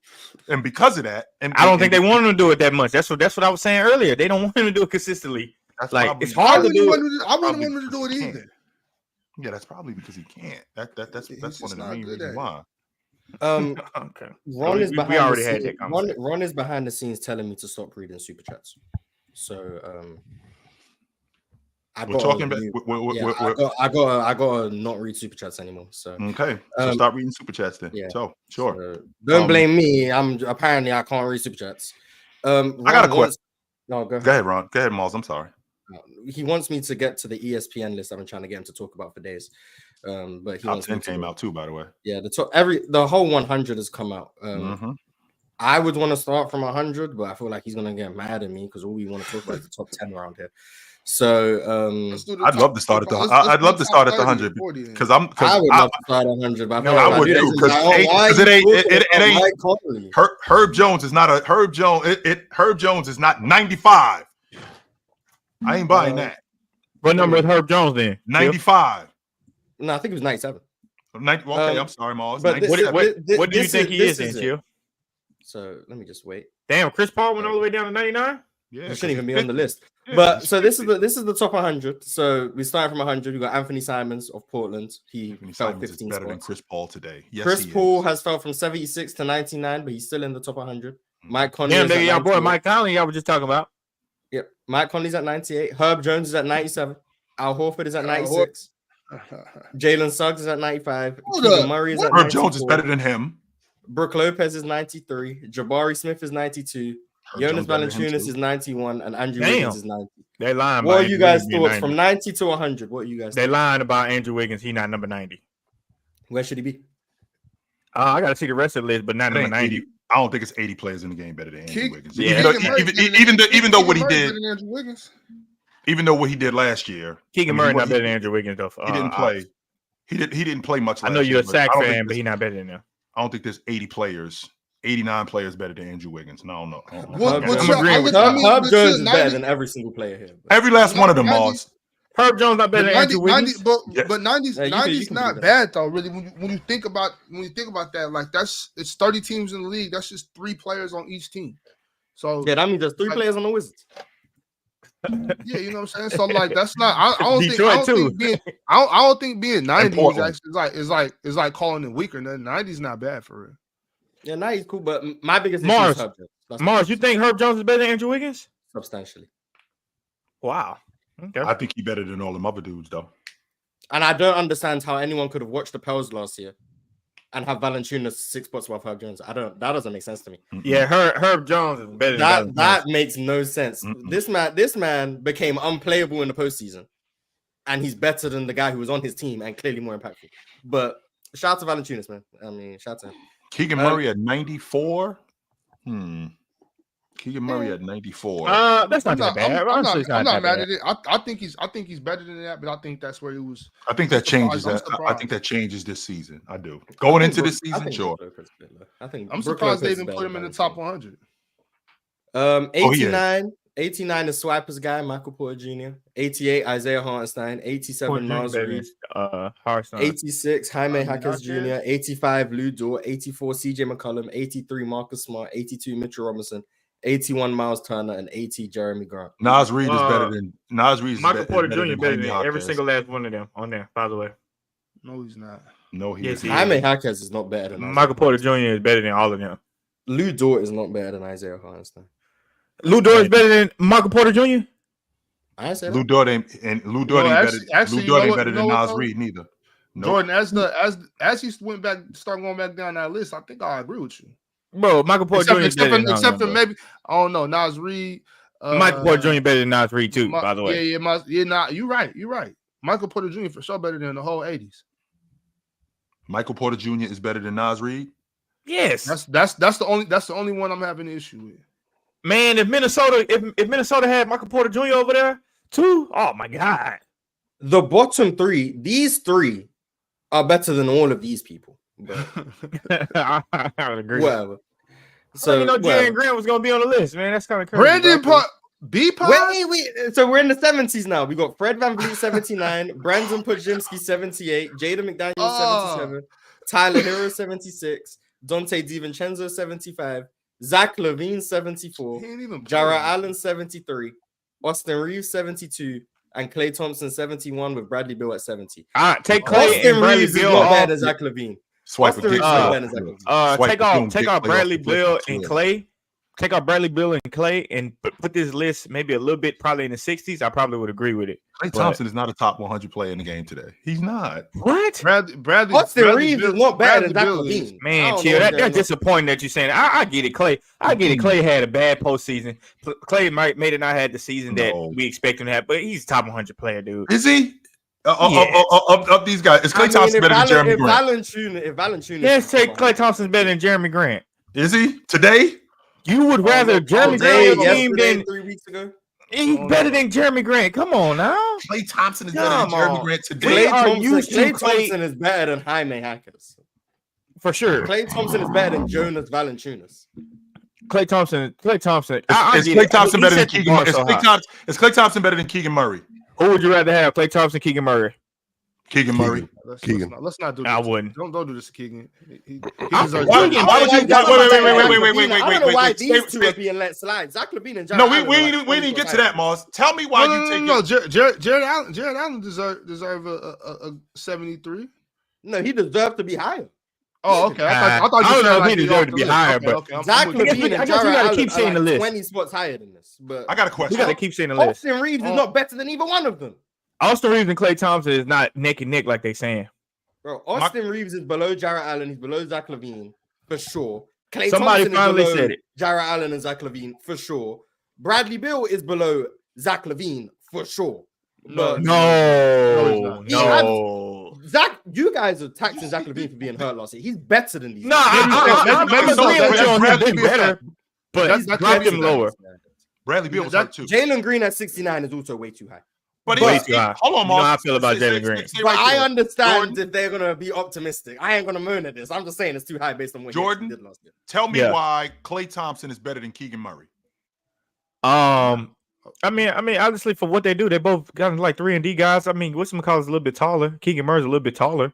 But 3-and-D 2024. What you say, Mars? Klay Thompson ain't no 3-and-D in 2024. He's a 3. That's what he is. Who, Klay Thompson? Yeah, he not 3-and-D. I ain't ready to jump off that Klay Thompson train yet. We gonna see. We gonna see this season. He ain't playing defense like Keegan Murray.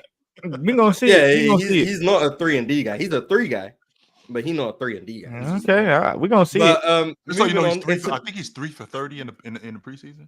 No, he that was before last night. He made some shots last night. Jalen Green is 69. He's shooting the fishing trips off. He'll be all right.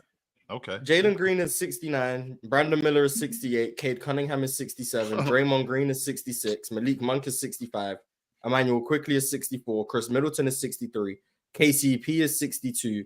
And Josh Hart is 61 with Desmond Bane at 60. Hart at 60. Josh Hart is not better than KCP, Chris Middleton. None of them dudes. None of them. Quickly, Draymond Green, Cade. He's not better than any of these guys. You forgot to say Malik Monk, Morris. Malik Monk, my fault. Malik Monk. He's not better. None of them. Josh Hart is not better than these guys, but whatever. Shout out to Josh Hart, man. He got some rebounds, and everyone think he top 60 damn near. Good role player to have on your team, though, but just not better than them guys. So he not this. You know, he in the 90s. Josh Hart in the 90s. Josh Hart is not better than Herb Jones, who's at 97. Josh Hart in the 90s. No, Josh Hart is not better than Herb Jones, and he's 36 spots higher. So no, he is not. Man. Looking at the Cade Cunningham is way too low. Jalen Green is. I think Cade kind of put himself there for now.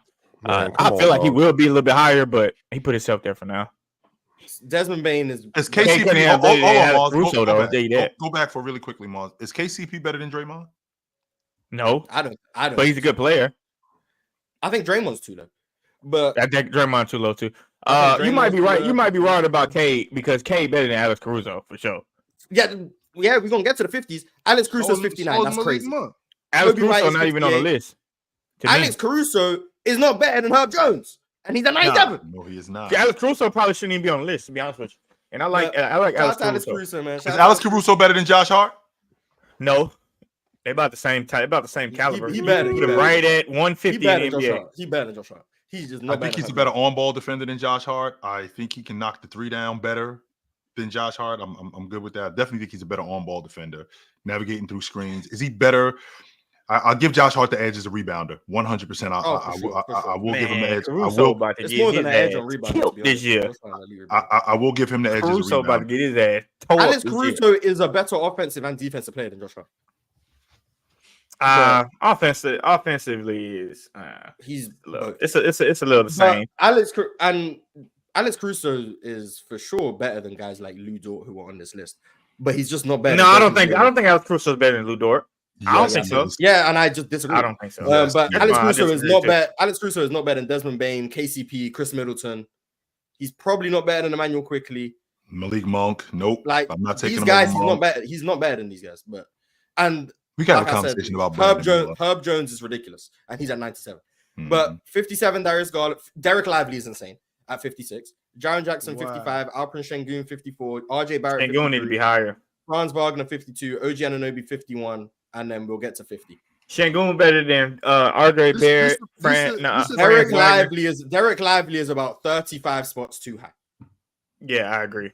Derek Lively. But look, this is the thing. Like right now, when we get into the 50s, like if you because y'all keep saying like certain players should be higher up, very good players right now. When you get to the 50s, it's like it starts to get really competitive. I know we always only focus on like the top 10 list and stuff and top 50 stuff like that. The league is set. The league is set. Really good at this point right here. Yeah, so. But I can assure you, Derek Lively. I can assure you he's not better than Darius Garland. Nope. I can assure you he's not better than Desmond Bain. Nope. I can assure you he's not better than Chris Middleton. Nope. I can assure you he's not better than Cade Cunningham. I can assure you Malik he's not better than Bradley Beal. I can assure you he's not better than Jarrett Allen. Nope. I can assure you he's not better than Zach LaVine. Nope. I can assure you he's not better than Jaden McDaniels. Nope. I can assure you he's not better than. Let me find someone who I can assure you he's not better than. He's not better than Isaiah Hartenstein. He's not better than MPJ. He's not better than Nas Reed either, though. Jabari but I'm going with guys I can guarantee he's not better than. And he's not better than you can guarantee Derek Lively not better than Nas Reed. Someone going to say something. So I'm assuring Derek Lively. I'm not taking him over Herb Jones. I'm not. Derek Lively is not better than those people. Who's going to say something, Mark? I don't know. I went with the guys that I know there's no risk. That's what I did. I went with no risk. Ox disappeared. But I went with the guys where there's no risk and no one's going to be like, oh, well, I think he's better than this guy. So no, I went with guys he's definitely not better than. But on to the top 50. I'm not a big time Jaren Jackson fan. I've heard a lot of people say that. I heard a lot of people say I think at 50, we have LaMelo Ball. At 49, we have Aaron Gordon. Interesting. Julius Randle's 48. I remember when I said he wasn't a top 40 player. At 47, we have Evan Mobley. At 46, you can't do that if you say that about the rest of the list. You can't do that. No, this list doesn't confirm what I've been saying. The list is stupid. Okay, got you. At least they got Julius Randle not in the top 40. Okay, I got you. 46, Kristaps Porzingis. 45, DeMar DeRozan. 44, Jalen Williams, J-Dub.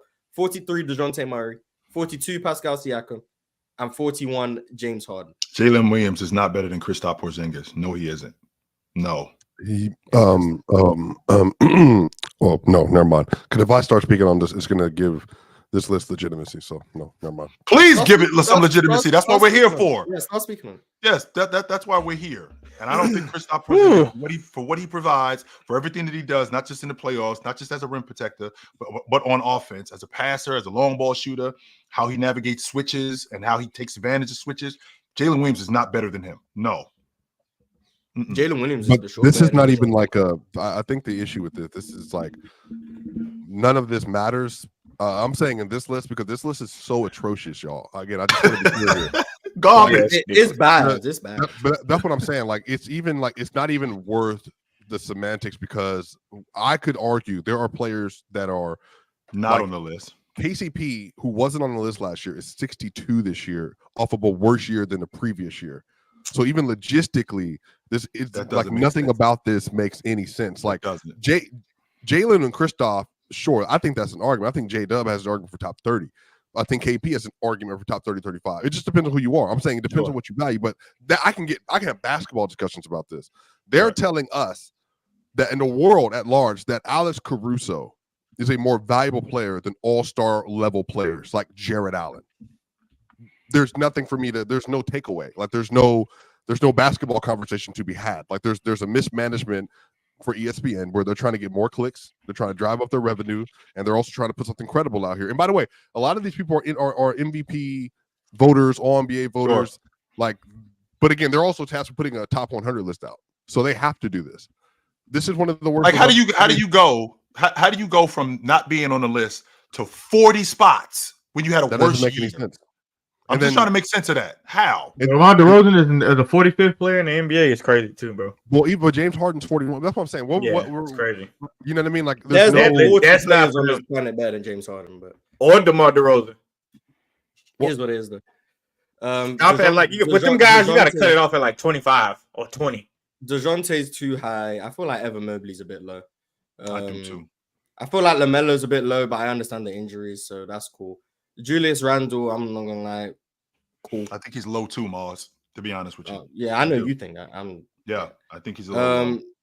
But Pascal, I feel like 42 might be a bit low, but I don't know who's coming up on the list. That's This too is low, definitely Pascal. too low. I don't need to see the rest of the list to know that James Harden is too low at 40. Just the legitimacy of it. Like, and I see Derek. You said James Harden is too low.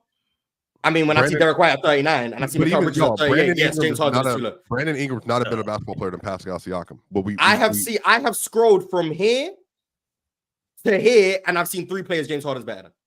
Yeah, facts. James Harden definitely better. I don't know what to tell you. I've seen Brandon Ingram. I've seen Eric White, Miles, Mikal James Harden is better than all 3 of these people for sure. And keep going. Even today. Trae Young is way too low. Yeah, they're all October, crazy. Sure. Trae Young top 10, top 12. Drew Holiday is not better than Derek White. Not better than James Harden. Trae Young is better than Drew Holiday. Keep going. Drew Holiday is not better than Trae Young. That's what I'm saying. He's just not. And yeah, that's crazy. And I think Drew Holiday not better than Derek White, but that's besides the point. Drew Holiday, cool. Scotty Barnes 35. That feels a bit cool. Rudy Gobert 34. Larry Martin 33. Chet Holmgren 32. Rudy 50. Jamal Murray 31. Okay. Rudy is not 17 50. last year. Shout out to not Jamal 50, Murray bro. from 17 last year. Cat 30. Domantas Sabonis 29. I think that's. I mean, but again, depends on what you value. I think that's too low. But like again, it's just everything is. I think he's lower than. I think he's better than 29. Jimmy Butler's not 28th best player in the Jimmy league. Butler 28. Zion not 27. 27. De'Aaron 26. Kyrie 25. Paolo Banchero 24. Damian Lillard 23. Kawhi Leonard 22.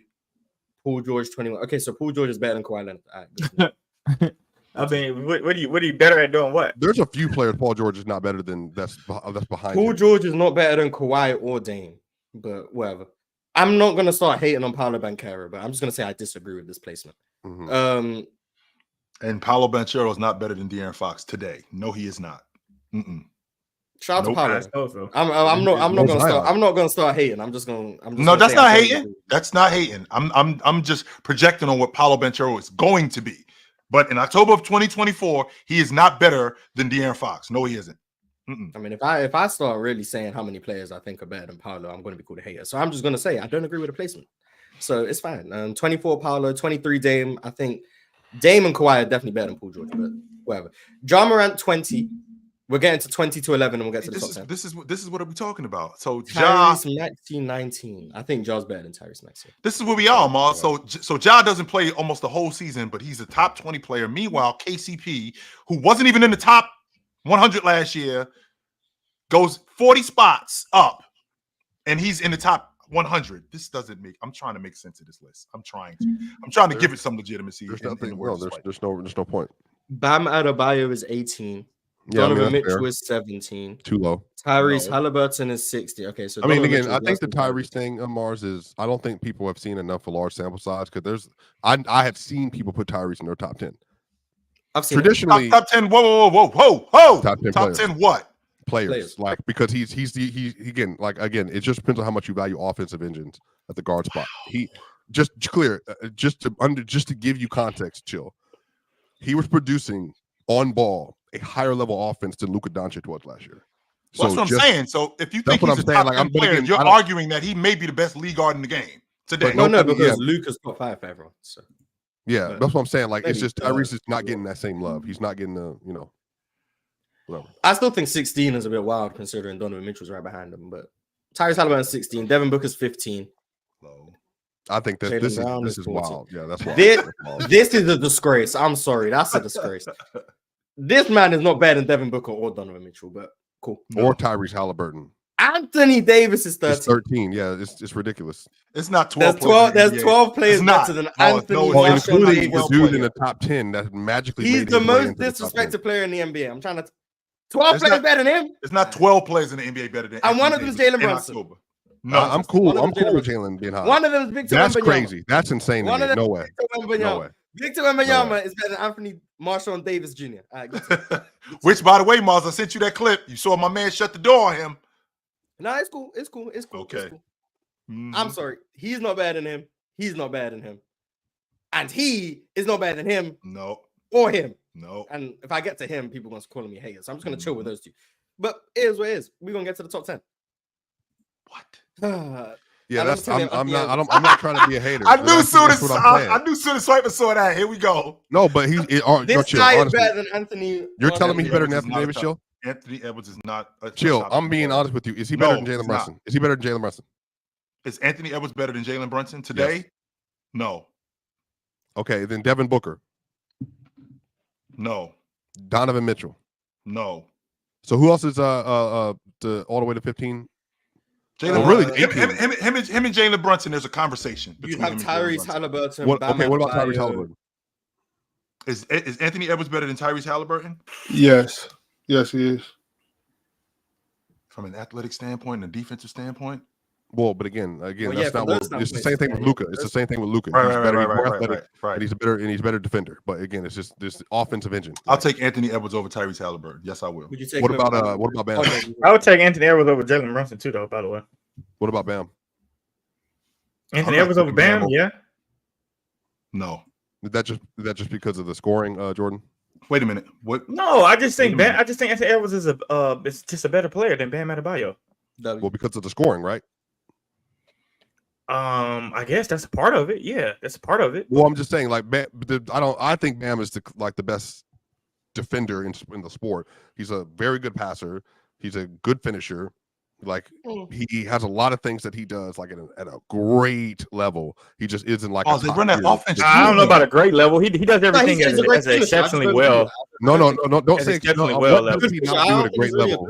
I don't think he's. I don't think he's a great finisher. I'm with Mars too. I don't think he's a great finisher. He can put the ball in the basket though. I'm not saying he has many weaknesses. Yeah, he's a well-rounded player. He has the scoring edge. Is he a better passer? Yeah, by a lot though. I think he has a scoring edge by a lot. Is he a better passer, playmaker? I think it's very comparable. It's very comparable. No, it is not. Me, I think it is. I mean, it's just different roles, though. It's a different role. So right. But here's the difference. The ball is in Anthony Edwards' hands a lot. They run the offense through Bam. A lot of dribble handoff. A lot of pick and pop. Yeah. He does not read defenses like Bam does. No, he does not.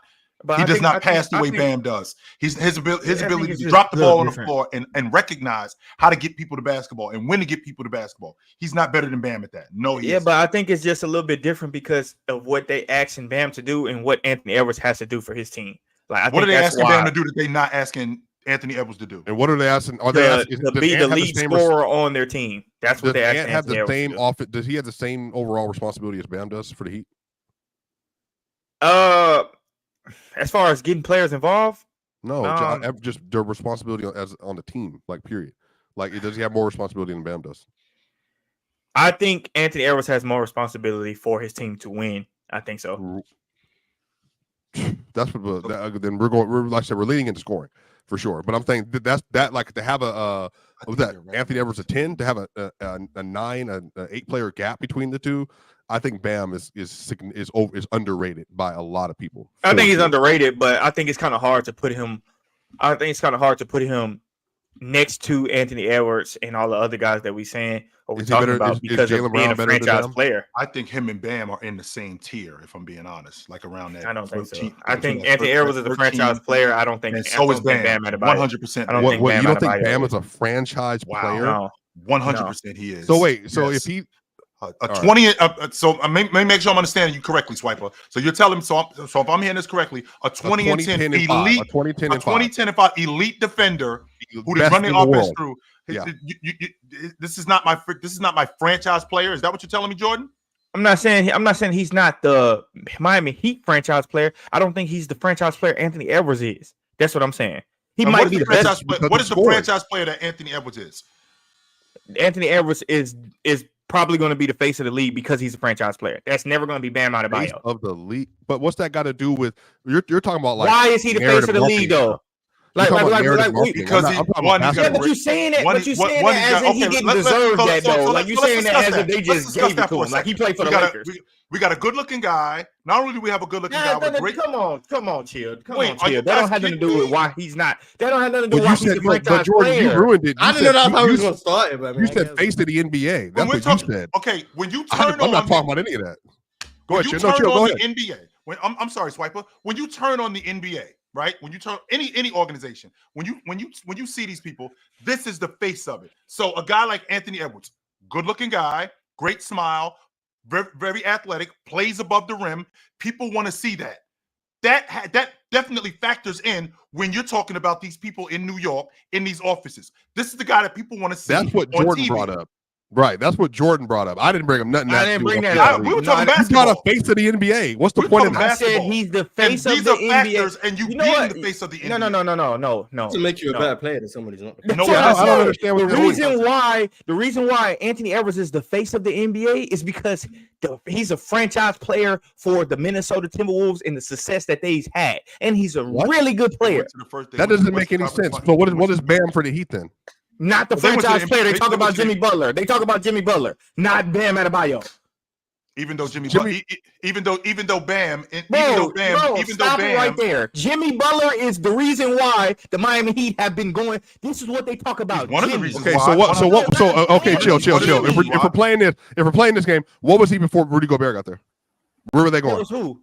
Where were the Timberwolves going for Rudy Gobert got there? About Anthony Edwards as being the face of the league. We were talking about him being fourth year in the NBA or third year in the NBA. What are we talking about, Swiper? So Rudy Gobert is the most important thing for that team because they have the number one defense in the league. That's why they're dominating. That's why they got 56 wins last year. That's why they went to the conference finals. Now, I've said this before though. This doesn't mean he's better. Oh, wait. So I don't get that. I'm minding my own business for a second, but now I'm thinking about this. Like, are you and Chill saying that Bam Adebayo could be the franchise player for a successful Miami Heat franchise? He is the franchise player. I'm saying he already is. I think he's a franchise player. That's why I'm on record saying this, Jordan. I'm out on bucket. Jimmy Butler, bro. And I've heard you say that, but I think he's but a now franchise player. it's registering now. It's registering now that y'all are saying Bam is the franchise player right now. Oh yeah, y'all tripping. No, hold on. No, wait. I'm saying that. I'm saying that. Yes, that's Jimmy Butler's. I got a 20, 10, and 5. We already said this week on Monday you can have 2 franchise players. I believe Jordan said that they have 2, and on top of it, hold on, Jordan. And then on the other end of this, the Miami Heat will absolutely. You can go from Spoelstra all the way to the top. If they had to trade one of those players, it's gonna be Jimmy. It's not going to be Bam. But if they were going to trade him, so they can draft somebody. Previously to this, when they was talking about in any trade for Jimmy, it's going to have to be for another franchise player. Now I understand Jimmy's value he's losing value. I understand that, and by the time they even get to that point, now they might not be able to do that. But like when Jimmy was on the trading block, it was for a franchise player, not for somebody to come play second fiddle to Bam Adebayo.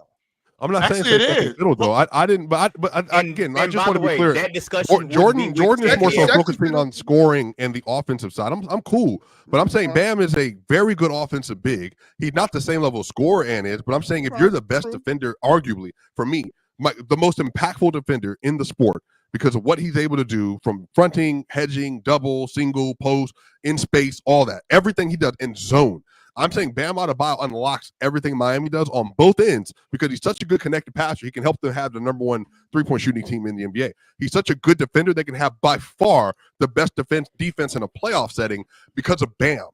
It's because of Bam. It's because of Spo and because of Bam. I'm not diminishing Swiper. I'm not diminishing Bam's value on that team. I'm not for a second doing that. I thought we were just having who's the franchise player type conversation. Now, if we talking about what you're talking about, Swiper, I'm 100% with you. But I first of all, I want to talk about the first point. I think Ant's better than Bam.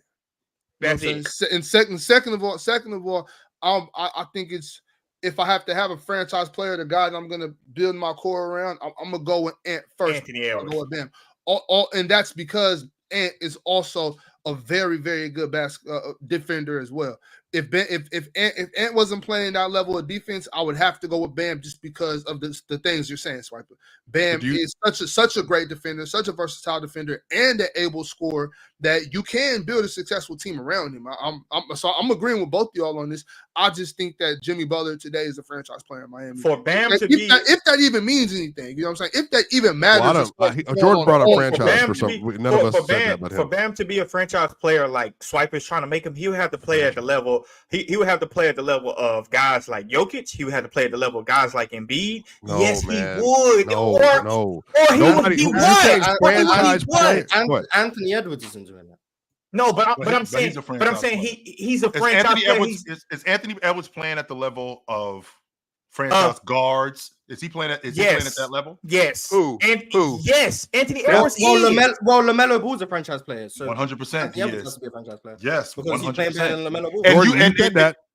And not only that, Jordan, your your logic is predicated on what he just did last year in the Western Conference Championship. Who are you talking about? But Anthony Edwards. That's what your logic is predicated. No, it's what he did. It's what he did all season, and it's what he did in the playoffs. No, it ain't what he did all season. Because if it was what he did all season, if it was what he did all season, we wouldn't be having this conversation. Because again, if you watch Anthony Edwards, you watch how deficient he is in a lot of areas. Anthony Edwards is not a great shooter. He doesn't read defenses great. Not only does he not read defenses great, and when you get him in the fourth quarter, not a primary creator. Not only is he not a primary creator, one-on-one, I think he's really good. I think he's really good in finishing. But when for a guy to have the ball, y'all think Bam Adebayo is like? While y'all dissecting Bam Adebayo game, even the thing that y'all gonna say, he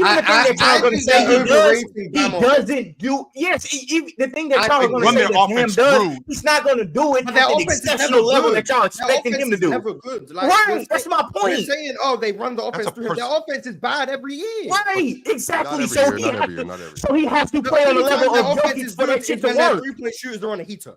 That's the only time they have a good offense. But I guess I'm not comparing. Like, I can just be clear about this. I think Bam, his major hinge point is going to be his defense. That's going to be the separator from me. Yes. I think he's a plus offensive player. I think he's a 20, 10, and 5 player, that's fine. Like, I think he's not a 20, 10, and 5 player now. Yes, he is. No, he's a 19, 3, and 10 guy. That's what he is. Let me see what Bam averaged. 19, 10, and 3. That's what he is. He averaged 20 and 10 last year. He averaged 19, 10, and 4. And the year before that, 29. No, how good was the Heat last year with Bam? Bam has averaged 5 assists. Bam has averaged 5 assists twice. The first time he did it, he averaged 16. So what is y'all thing with Bam Adebayo? Was 19, 9, and 4. What is our thing with Bam Adebayo? The Miami Heat are trash. The Miami Heat are trash with his stat line too. What is y'all thing with? Okay, Jordan, this is where you're getting confused. So let's talk about the Miami Heat when they went to the NBA Finals in 2020. That team was predicated on defense. Bam was the anchor of that defense, and in the playoffs, Jimmy Butler was the best player on the team. And I think he was averaging. I think at that he was 29 years old. Sure, and Bam was a kid. And I think Bam in the playoffs, I think he was averaging like 19, 11, and 4. Anthony Edwards is a kid, too. Something like that. And 100% he is. I'm not arguing. He's the best player on the Timberwolves. Yo, Jordan, if Bam don't get hurt, he probably win that championship. Yeah, let's slow down. If Bam, what championship? You talking against the Nuggets? Against the Nuggets? No. If Bam and Gordon, hold on, bro, because if Bam and Gordon don't get hurt, they're not beating the Lakers. No, they're not. Bro, Anthony Davis killed Bam. Anthony Davis. I'm with Ox on the Bam wasn't there. Series, but I'm not going with they're gonna win. I still don't think that. I still don't think that they beat. I just think you guys are overstating how good Bam is offensively. That's all. That's what I'm saying too. And I'm saying for him. And I think you're overstating how good Anthony Edwards is. You're making Anthony. That's what you're doing. I also think Jordan's overstating how good Ant is. I think yes, you 100% overstate. I think that you're overrating him. I think those two guys are insane. I think those two guys are in the same tier, right around that 13. From my what I believe to be a neutral perspective, but a lot of people think I'm an Anthony Edwards hater, so maybe not so neutral. I think Jordan is partially overstating how good Anthony Edwards is right now. And I think Chill and Swiper are overstating how good Bam Adebayo is. You're really overstating how good Bam Adebayo is because y'all really overstating. Y'all are bringing up things that y'all saying he does well, but the team sucks. Jordan, hold on. Let me be very formal with my placement of Bam. Bam is around 18. What I'm telling you is that so is Anthony Edwards. That's what I said. That's my final analysis because I know I can tell you right now, Jordan, you can say whatever you want. Booker, Donovan Mitchell, they're not worse than Anthony Edwards at best. At best. And at worst for you, they're both better than Anthony Edwards. And at the very least, they're in the same tier. And Devin Booker and Devin. I disagree with that. First of all, you disagree? How? I think Devin Booker and Anthony Edwards are very similar. But if I had to pick today, I would take Anthony Edwards. Or I would take Anthony Edwards, and then there's Donovan Mitchell underneath them 3. That's what I would do with that. But when you saying like Donovan Mitchell is better than give me an argument for that with Donovan Mitchell. Give me an argument. Give me a legitimate argument for why you think that's the case. What makes an argument legitimate? No, I want to know what Swiper points would be. Is he a better scorer than him? Anthony Edwards? The Anthony Edwards? So yes. So okay, so number one, how do you think there's a gap in the driving? I want to ask this. Go ahead and expose yourself. Do you think Anthony's a better driver? Anthony Edwards pretty good going to the basket. I don't know if he's better. It's close. Better than Donovan Mitchell getting down. It's close. So he's the worst scorer, worst 3-point shooter, worst pull-up shooter, worst driver, worst passer. Right. Oh my God! Just to be clear, I'm saying Donovan Mitchell is better off the basketball. I think. No. Which part do you disagree with? Go ahead. I don't know if Donovan Mitchell is a better driver to the basket than Anthony Edwards. I just probably disagree with that. He gets to the based on what? Based on what? Based on what? Based on how would we do it? Will we do contested finishes? What will we do? Based on watch ball. How would we get into the rim more than just... based on watch ball? Turn the tape on and watch ball. The same thing you said. Yeah. Okay. Yeah, that's what I'm saying. But I'm saying I think Donovan Mitchell is not as great of a driver as Swiper's saying, but I think he is. Right. That's what I'm saying. And not only but we are measuring and do everything else. Do everything else. Chill. No, let Jordan go. He asked me shooting, pull up shooting, off ball shooting. Do it. Playmaking. Do it. Do it all. Scoring. Do it. Add it. Let's do it. I mean, let's do it. Let's go. Pull it up. Pull up your numbers. Coach, Mark, was you pulling up the numbers? We're not pulling up numbers. We're just talking basketball. Pull-up shooting, I can find pull-up shooting. I'm sure, of course, you can. Don't help him. It's very, very hard to find. You can find numbers. You'll find that Donovan Mitchell's one of the best pull-up 3-point shooters in the league, and one of the best pull-up mid-range shooters in the league. He's one of the best. He's one of the better distributors at the 2-guard spot. One of the better playmakers. Much better than Anthony Edwards. Much better than Anthony Edwards at that. Much better. He's much better. Much better than Anthony Edwards at that. On top of that, yes, much better than Anthony Edwards at that. On top of that, his reads are better. With his reads being better, I think he's better off the ball. And he got to play with Jared Allen and Evan Mobley. I think he's. I mean, that's not a slight. And Karis LeVert. Bro, y'all the same guys who had them same guys. Y'all the better rotation players in the game. He's talking about space, and he's talking about space. I'm assuming. Okay. Save me, Dean Wade. And playing with Gobert. And playing with Gobert. What the hell are you talking about? Yeah. And what happened? What happened when he got Gobert? Conference finals. What happened when he got Gobert? What happened in Game 7 when he needed Gobert to save him? What happened when he needed Gobert to save him in Game 7? Swiper, you be saying that, but you sound ridiculous when you say that. Anthony Edwards was a kid. Non-existent. Guess who saved him? Rudy Gobert. See, this is why I say Swiper. This is why I say Swiper's underrated. Donovan Mitchell, what the fuck? Swiper, Donovan Mitchell, Rudy Gobert. What the fuck? I know me. And he didn't get to the conference finals. What the fuck? That Minnesota team was way better. Oh my God! That Minnesota team. You guys gonna move the goalpost? No, we're not moving the goalpost. No, we're not. The Wolves were better than the Jazz. That's a better team. Swiper is also actively just. They didn't have anybody on that team like Jaden McDaniels. They did not. So let's. They didn't have nobody on that crew like Nas. They didn't have a guy on that crew. But the Jazz at one time. But the Jazz at one time had two 6-man, according to your argument 2 days ago. Are you equating, Jordan? Are you sitting here equating to me? Are you equating to me 2 6-men? Even though the Minnesota Timberwolves had the best rotation player in the game, number one. Who on that Utah team is equivalent to Cat? Go. Who on what?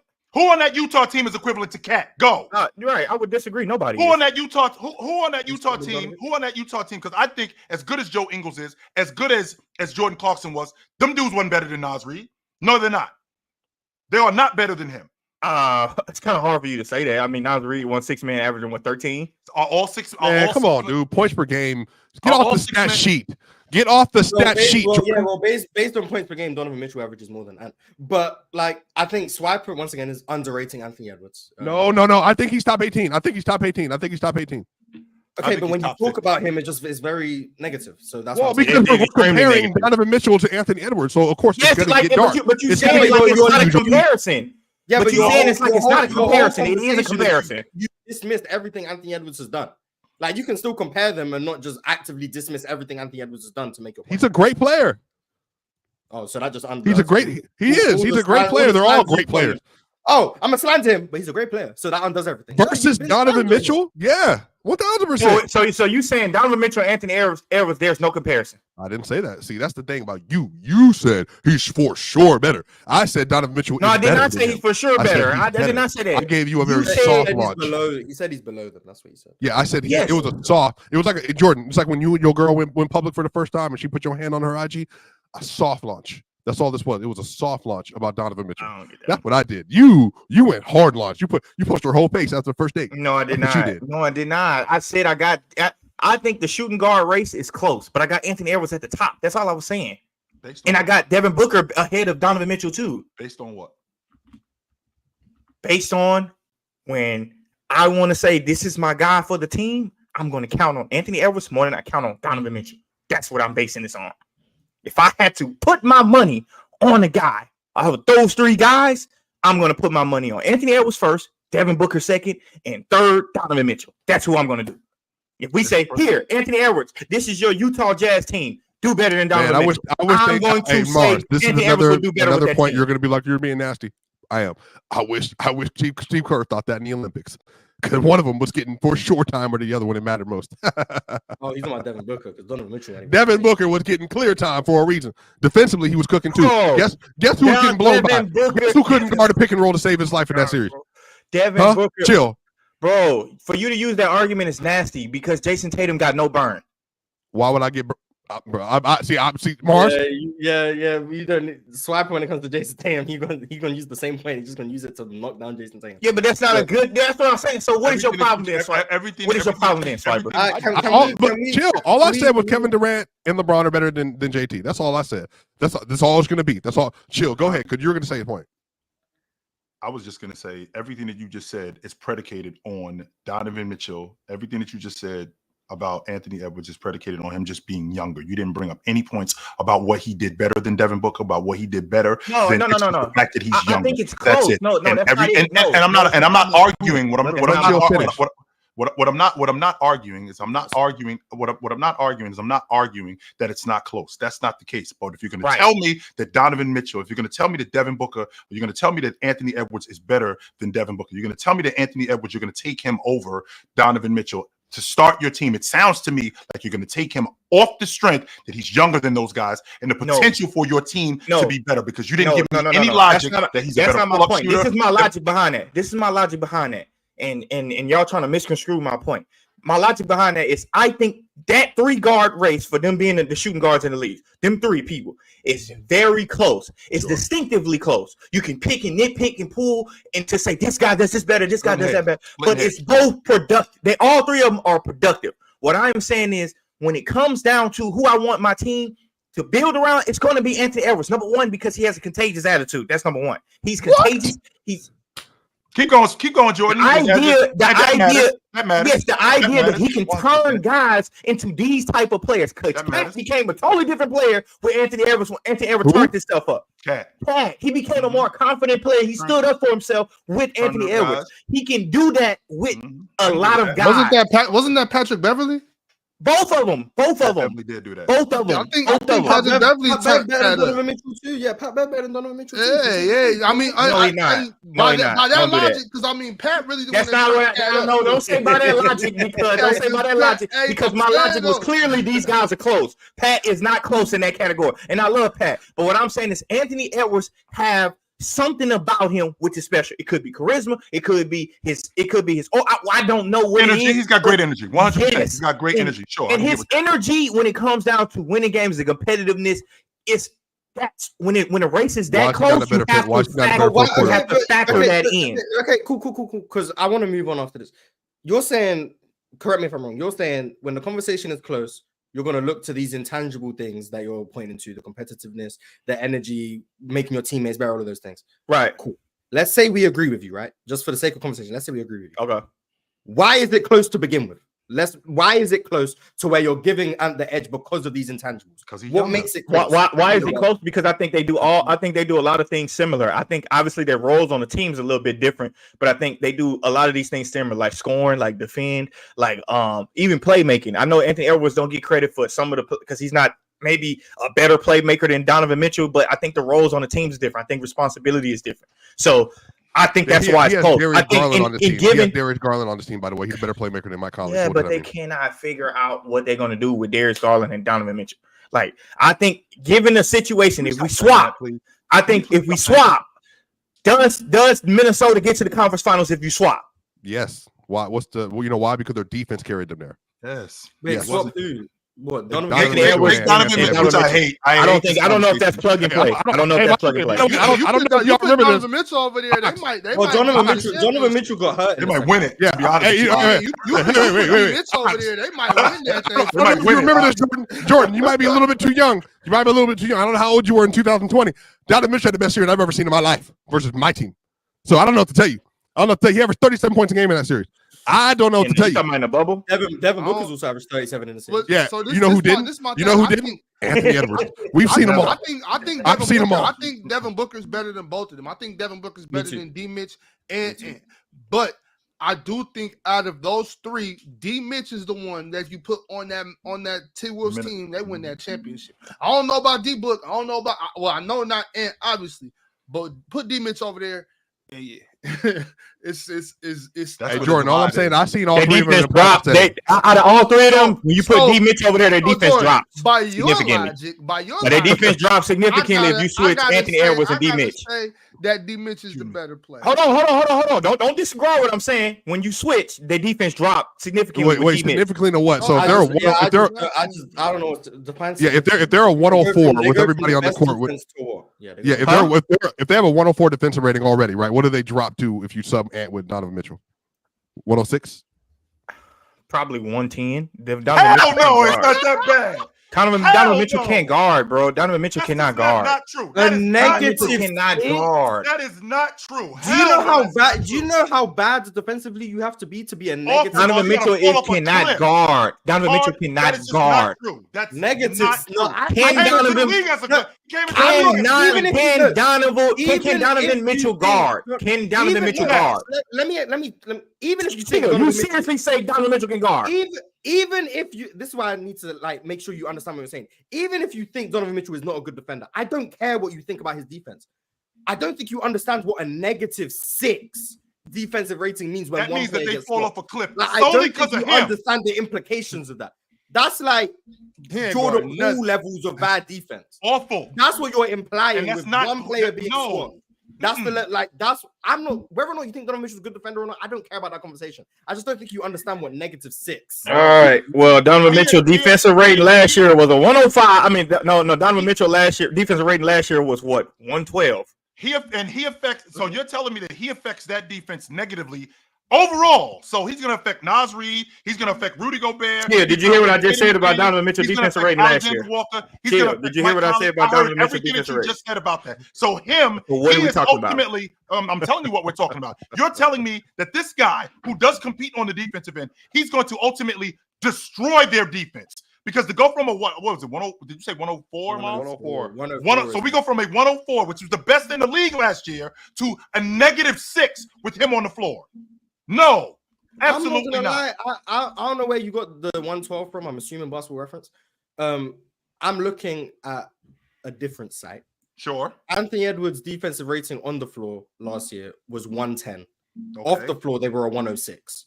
Which means they're better with him off the floor. And Donovan Mitchell's was a 110 last year as well. I saw 112, but I mean, and I'm not the same peaches and cream. I'm not saying, and Donovan Mitchell off the floor, they were actually a 116. Now, there's a lot of context that goes into that, right? Lineups and Donovan Mitchell missed more time with injury, so he actually has games where he's missing, whereas Anthony Edwards is more so just minutes where he's on the bench. So all of these numbers require a lot of context, but just raw numbers, the Cavs defense was worse without Donovan Mitchell. The Minnesota Timberwolves defense was statistically better without Anthony Edwards. I'm not using that to say he's a better defender. But just to be clear, just to be fair to Ant, 6 points is crazy. That's what I'm just saying. To be fair to Ant. Let's go down to 4 points. Just to be fair to Ant's defense, I think it's worse. The player that they were bringing in for Ant in those situations was more than likely Gilgeous-Alexander Walker, who's a better defender than that. So that also plays a part. There's a context to that. There's context to that. Yeah. It's about who replaces you, what lineups you play most often with. the Cavs missing Evan Mobley for a lot of time as well. So when they were both missing time, the half Cavs the defense season. would also fall off a cliff. So like, there's a lot of context that goes into these numbers, which is why all these numbers. Nah, I agree, but okay, I'm but just let's say saying it's not. 6 Let's say it's not points. 6. That's all I'm saying. Go to 3. Go half. I still think it's a drop off. Why would their defense drop? So what does their offense? What does their offense do? Because they had a bad offense last year. So what does your offense do? Minnesota. I don't know if it moves the needle that much. That's why I give you. I said that they similar. That's what I'm saying. I don't think it moves the needle. So with a better scorer, with a better scorer, with a better pull-up shooter, with a better mid-range shooter, with a better playmaker, I don't know their if offense he's a better scorer. He is that. I don't think he's a better scorer. If you go raw statistics, right? I'm gonna just read off their numbers. Blind stat reveal. So we're just gonna see who's the better player in you guys' estimation. Offensively, this is just offensive numbers. We're gonna use. You want me to use per game or per 75? I'll let you make the choice. Whichever one you want to use, Mars. Let's go per 75. Sure. We'll use per 75. Okay. Player A, 27.2 points per 75, 57.8% true shooting. Yep. Player B, 27.3 points per 75, 59.8% true shooting. Which one is better and which one do you think is which? I think Anthony Edwards is the first one. 57%. Yep. 57.8 true shooting, and you think Donovan Mitchell's 59.8? I do. Jordan, any guesses? No, I have no idea. Donovan Mitchell is the 59.8. Anthony Edwards is 57.8. But the raw numbers, 27.2 and 27.3, practically the same with Donovan Mitchell having a 0.1 edge. Sure. At the rim, we have player A taking 6.6 shots per game at the rim at 64.1%. Player B, 5.6 attempts at the rim, 62.6%. Which one do you think is which? Anthony Edwards is probably player A. I The think 64%? Yeah. I think Donovan Mitchell is player A. You think Donovan Mitchell is 64%. Anthony Edwards is 64% and 6.6 attempts. And Donovan Mitchell was 62.5% on 5.6 attempts. So it would appear Anthony Edwards is better at the rim. Mid-range, 7.1 attempts, 39.7%, or 5.6 attempts, 45.3%. Anthony Edwards is the first one. 39.7%. What do you think, Sean? Anthony Edwards is the second one. No, Anthony Edwards was 39.7%. Donovan Mitchell was 45.3%. And then 3-pointers, 7.1 attempts per game, 35.8, 7.1 per 75, 35.8%, or 9.2 per 75 on 36.8%. Donovan Mitchell is the second one. What do you think, Sean? I think he's the first one. He is the second one. He is shooting 9 threes per 75 on 36.8, and Anthony Edwards at 35.8. And I could let me do assist to turnover ratio too if people care about that. Player A, that's going to be a little different. Yeah, I agree, but just make sure I don't leave anything out. Player A, 6.2 assists per 75, 2.9 turnovers, 5.4 assists for player B, 3.2 turnovers. Say that again. Anthony Edwards is player A, player A, 6.2 assists to 2.9 turnovers. Player B, 5.4 assists to 3.2 turnovers. Donovan Mitchell is probably player A. I think Donovan Mitchell's player A. That 2-to-1 assist to turnover ratio sounds like him. Yeah, that was Donovan Mitchell. So Donovan Mitchell had the better assist to turnover ratio. He's also better from the free throw line, but I come over to the blind stat reveal for free throw. Sure. So Donovan Mitchell, the more efficient scorer, the better assist to turnover ratio, the better free throw shooter, the better mid-range shooter, the better 3-point shooter. I could do pull-up 3-pointers too if you wanted me to, but I don't spoiler alert, Donovan Mitchell's better.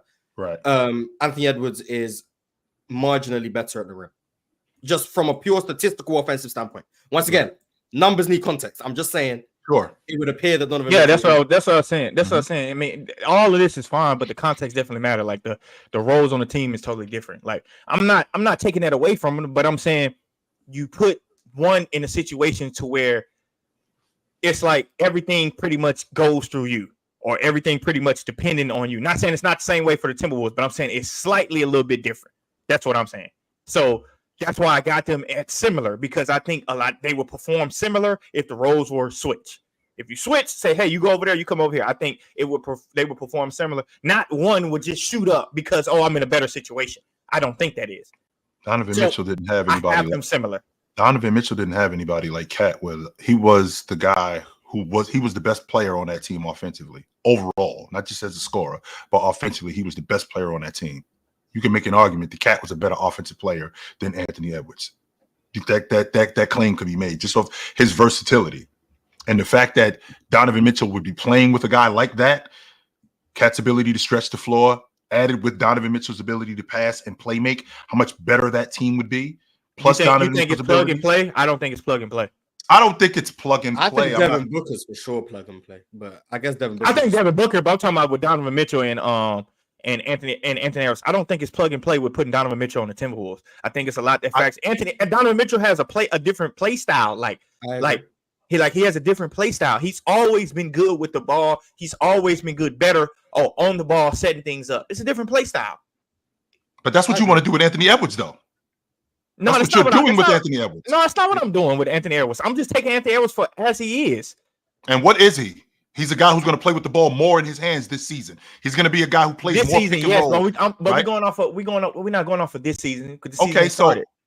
So even with last year, he had the ball in his hands a lot. He might not have had the ball in his hands as much as Donovan Mitchell, but he has the ball in his hands. He plays a lot of pick and roll. He plays a lot of pick and pop. And his ability to read defenses, his ability to pass, is not what Donovan Mitchell is. But it's not as much as Donovan Mitchell, though, right? But no, it's not. And the reason why is because let's make it as much as him. If we make it as much as does it improve? Does it improve? Do you think the reason he doesn't have the ball as much is because maybe he's just not as good with the ball in his hands? That's what I was about to say, Mars. The reason why he's doing that is because he's better. I don't 100%. Think that's the case. I think it's just Jordan. The reason why you use people in certain areas so much worse without Mike Conley. Because they don't have that distributor and that playmaker. That's why they don't have. Of course, they don't have that floor general. That's why. The reason why you use, of course, and then say why don't they give it to? That's why I don't like the. And I'm not saying Jordan. I'm not a plug. I'm not a big plug and play guy. I don't like that. If you make this guy do what he does, he could do it just as well. Like everyone has certain skill sets. Anthony Edwards is what I think is the typical historical. He's a shooting guard. Donovan Mitchell is a typical combo guard, so he's going to be better with the ball in his hands.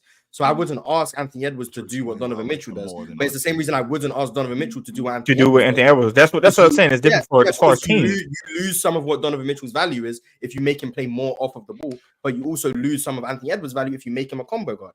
I think they're just really good at what they do, and then it comes down to who do you think is more effective at what they do, or who do you think what they do is more impactful. So it's close then. So it's close. We never argued that it wasn't close. I'm just talking archetypically.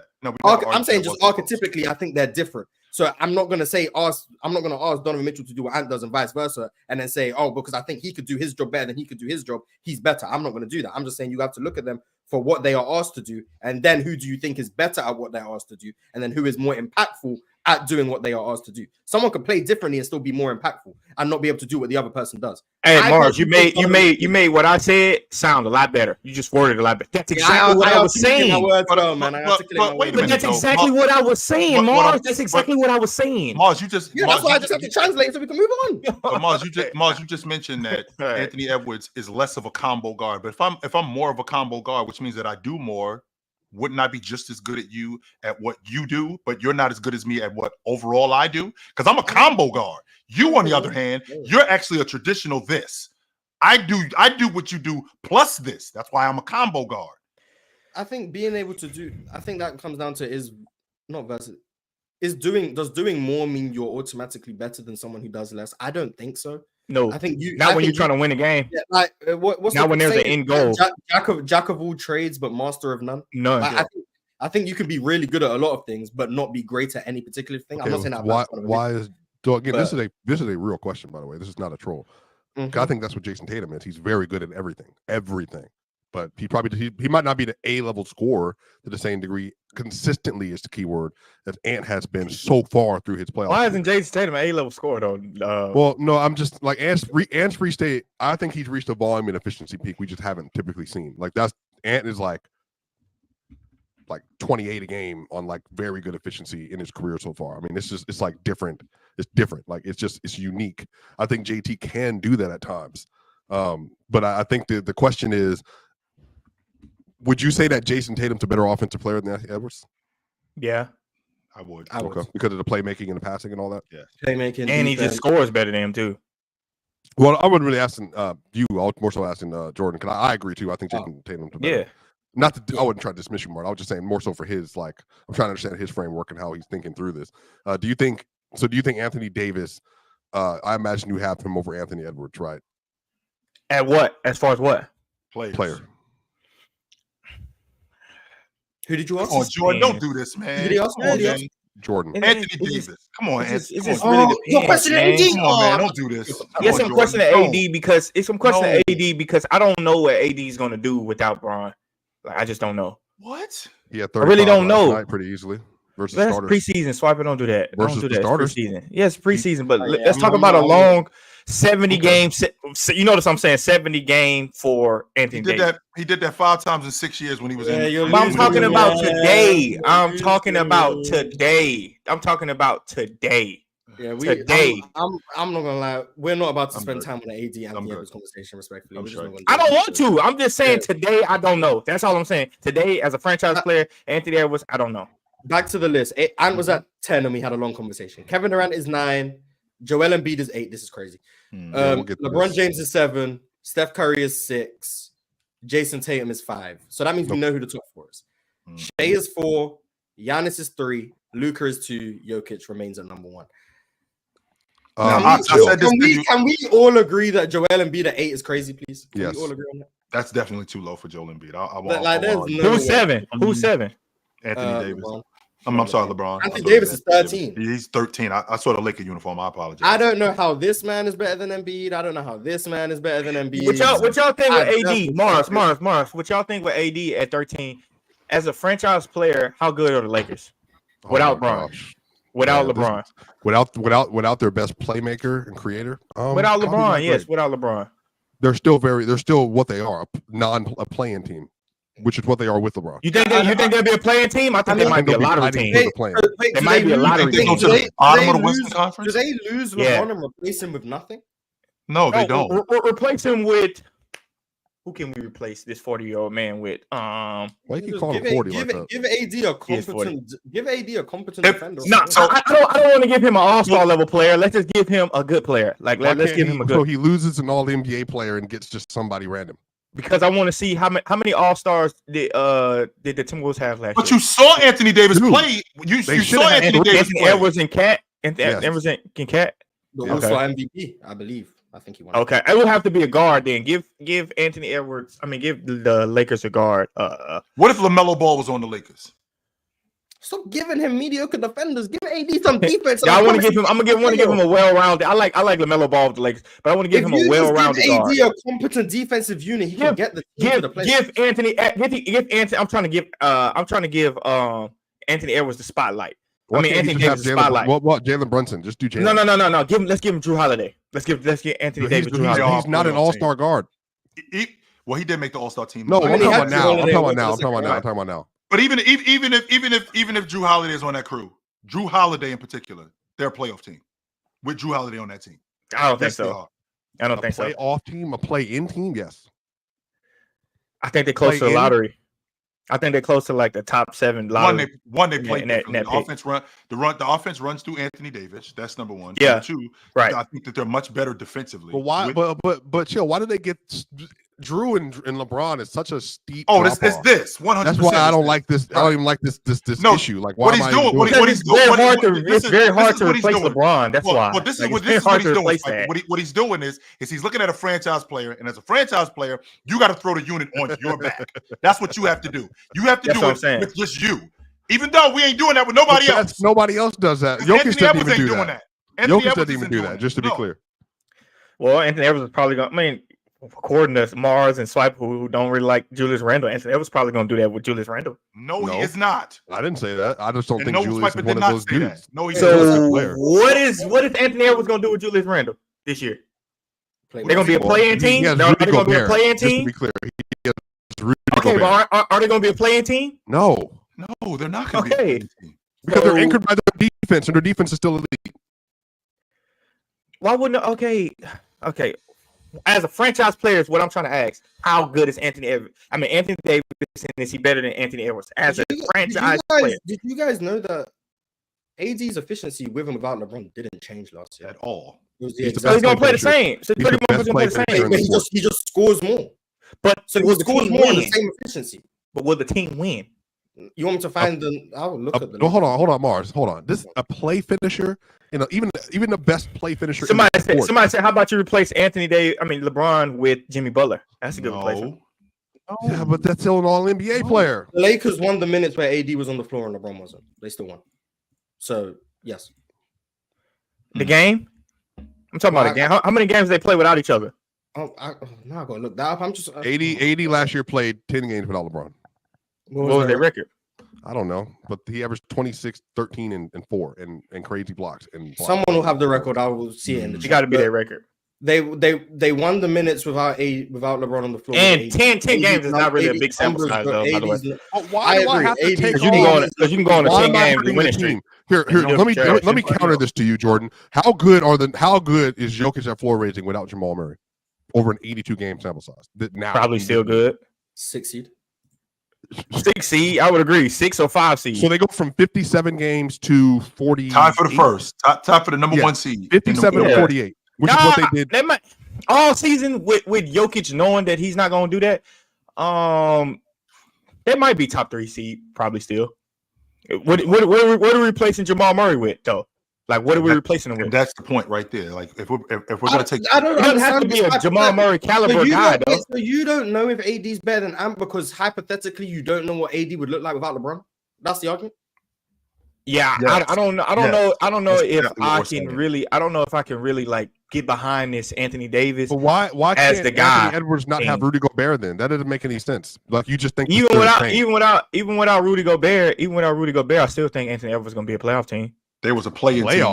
They well, first of all, they were a lottery they made team. the playoffs in 22 without. Yeah, in the play-in, through the play-in, through the play-in. Yeah, but they made it through the play-in. I think they were the 7th seed. And they beat. By the way, they beat the Clippers without Paul George in that game, I believe. Were they the 7th seed though? Were they already in the playoffs? No, they were the 8th seed because they lost. They played 8th seed. And they played the number 1 seed that year. They lost. They lost to the Lakers and beat the Clippers. Won both, and then they were the 7th? No. So they were already a playoff team then. No, they were already a playoff They were the team. 7th seed, Mark. They lost to Memphis. They lost to Memphis. No, they were 7th seed. They lost to Memphis. Memphis. Remember? They should have won that series. And then Cat had 8 points in one of those games. Yeah. And then Memphis took over. So were they already a top 8 seed? They were okay. So wait a minute. In terms of record, they were 1, 2, 3, 4, 5, 6. They were the 7th seed. They were the They were the 7th seed. All right. So Anthony Edwards without Rudy Gobert, he's the 7th seed. And so they go from so 2 years ago in a completely different. Wait a minute. And not only and so they go from being a 7th seed to the 2nd seed. One game. Okay. One game. They go 1 game out of the first. 1 game out of the number 1 seed. 1 game. That's it. So Jordan, what you want to do is you want to take Anthony Davis and you want to take the best playmaker, the best distributor off his crew, best scorer. The best score off his crew. You want to do that, and you want to see how Anthony Davis operates with him just being the franchise player. Even though we already saw that, when he was in New Orleans. And what were they? And what were they? They were a playoff. They were a semifinals team. Did you guys? I didn't notice that. They were a semifinals team 2 years ago. They lost to the Golden State. Did you guys know Cat was the Wolves' leading scorer in 2022? Yep, sure did.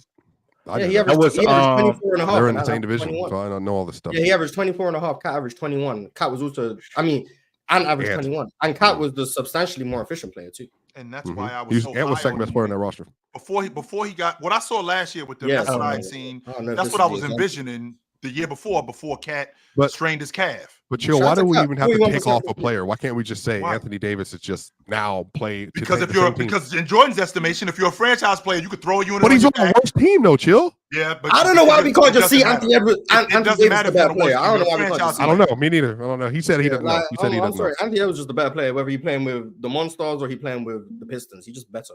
But wait, is LeBron James better, Jordan? Huh? Is 40-year-old man? Is he better than Anthony Edwards? It's kind of hard. Like this question, I think he's a better basketball player. I think LeBron's a better basketball player than Anthony Edwards. Yes, but it's very hard when it's very hard when we have to factor in youth. When we have to factor in, I don't need to factor in youth. I'm saying that's why the Lakers have the stigma that they have, because it's like, all right, the Lakers ain't gonna do shit. The Lakers might not make the playoffs. Like you're not saying that about. That has nothing to do with LeBron being 40. Yes, it does. Their team is the issue. We've never looked at a LeBron James team, no matter who was on his team, and ever said that LeBron's not gonna make the playoffs this year. We've never done that ever. Ever? Maybe when he was a rookie. I can specifically point to year 1 and year 2. By the way, I don't know. So it's difficult because of stigma. Huh? So it's difficult to say LeBron's better because of stigma. No, I'm not saying that. I'm just saying I just feel like Anthony Edwards right now, like this league is vastly changing. And LeBron can't dominate. He's dominating individually, and he's doing what he's supposed to do individually. What is Anthony Edwards as doing? Far as Is he a better floor ranger? Wins. Is he a better? Is he a better floor ranger than LeBron James right now? I feel like if Anthony Edwards was on the Lakers, they would make the playoffs. That's what I'm saying. That's how I feel. Do you guys have any glaring issues with the top 5? I know Swiper has one. Yes. Jason. Yes. But Chill, do you have any issues with the top 5? Please be honest, Joe. I'm not. I don't have any glaring issues with it. I did notice. I did notice that Luka jumped Giannis. I did notice that, and the indictment papers is out on Giannis. I'm not sure that Luka is better than Giannis today, but I understand why they did that because of the last 2 years and what's going on in the postseason. But that's probably the only issue that I have because I think Giannis is the second best player in the world. You think who is better than Giannis? I think Giannis is better than Luka. Well, the list had Luka above Giannis. Yeah, SGA and Giannis. Yeah, I'm not SGA. I'm sorry, SGA and Joel Embiid. I think Joel Embiid. I think you can make a legit argument he's a top 5 player in the game. Yeah. You think? But you think no, but you're not answering the question. You don't think so? You don't think you can't solidify top 5? Who is that? He thinks he's fringe. He thinks he's in the conversation with SGA. That's what he thinks. So he's in the no. That's what he thinks. I know, but I'm saying Tatum is at 5. So you're saying that if anybody was to leave, it should be SGA. Yes, he thinks Tatum should be at 4. I think he should be at 4. Yes. Like we know this. He's been said he hasn't. Well, but I didn't know. But Embiid, I didn't know Embiid was in SGA was the conversation. I thought it was at least he's always said Jokic, Giannis, Luka, JT, and then that 5th spot. But he thinks Luka and JT are interchangeable. So he really thinks that he could be 3. But I'm saying that are we just? Oh, okay. I mean, I just Embiid's at 8, but whatever. All right. Embiid is too low. I don't think Embiid at 8 is good. No, that I do have a problem with that. Now, the whole Mars, can you put up who is all the 7 in front of Embiid? Like that's what I want to see. Who's all the 7 in front of James, Steph Curry, Jason Tatum, Shea, Giannis, Luka, Jokic. It's kind of hard to argue though. It's kind of hard to argue that, but I might give him LeBron. I might give him LeBron. I might give him LeBron. And Steph. And you think Steph Curry is better than Joel Embiid? I'm sorry, I'm just not listening. I'm not listening to LeBron James better than Joel Embiid. I'm not listening to SGA better than him neither. I'm not listening to I'm not listening to this either. But I'm not here to have the conversation. I'm just not listening. If you tell me this guy's better, I'm just not. So. For me, the top 4 is this man, this man, this man, and let's find this Cameroonian man. Keep scrolling. And this man. That's the top 4. I don't care about the order. That's the top 4 in my opinion, and I'm not changing my mind on that. They're the 4 best players in the world. So, if you want to put Joel Embiid at 4, that's fine. No, but then who are you taking out? You're taking out pretty good too, bro. Yes, SGA is gone. So even if SGA has a better year than Tatum again this year, you still would think Tatum is better. If he had now, that's something different because now we're actually moving forward. Me and you already had this. You and I had this conversation, Swiper, where 2 years ago this wasn't a conversation, and now this guy gets better. And then last year he's not great in the playoffs, even though SGA starts to play better, and now it becomes more of a conversation. Now, if he outplays him again this year, now we're having a different conversation. Well, you realize that 2 years ago, I think he finished. Did he finish higher in MVP that year? I think he finished 4th. Who are you talking about? SGA. I think he was 4th that year. 2 years ago when they won 40 games, I doubt. Yeah. No, Jason Tatum finished 4th in league MVP votes. 2023, he was 5th. Okay, so Tatum was 4, he was 5th, and then SGA was 2 this last year. They won. He was a distant 5th to Jason. Yeah. So if you're saying if SGA finishes another top 3 level season, and I'm just saying award ranking, and they win, and they go, and because it's not just about the playoffs. I'm not going to argue the playoffs. I'm not just going to argue the playoffs because I can't do that. I'm talking about what you do in the regular season, and if you think about what Jason Tatum did during the regular season, I think he shot higher from the floor this regular season than he did the year before. Oh, Tatum. Yes. No, Tatum. I think I'm pretty confident he shot high. I think he shot higher. He shot 30 on. He shot 30 on goal percentage. Yes. Yeah, he was more efficient. So he's more efficient. So he's more efficient from the floor. This is what I'm talking about, Mars. So he shot higher from the floor last season. He shot 54%. The year before, right? That's not the point that I'm making. Shea's more efficient than Jason Tatum. He's saying Jason Tatum is more efficient than he was, which field goal percentage wise, he's right. Yeah. Mm-hmm. So and now moving forward, what he did in the postseason.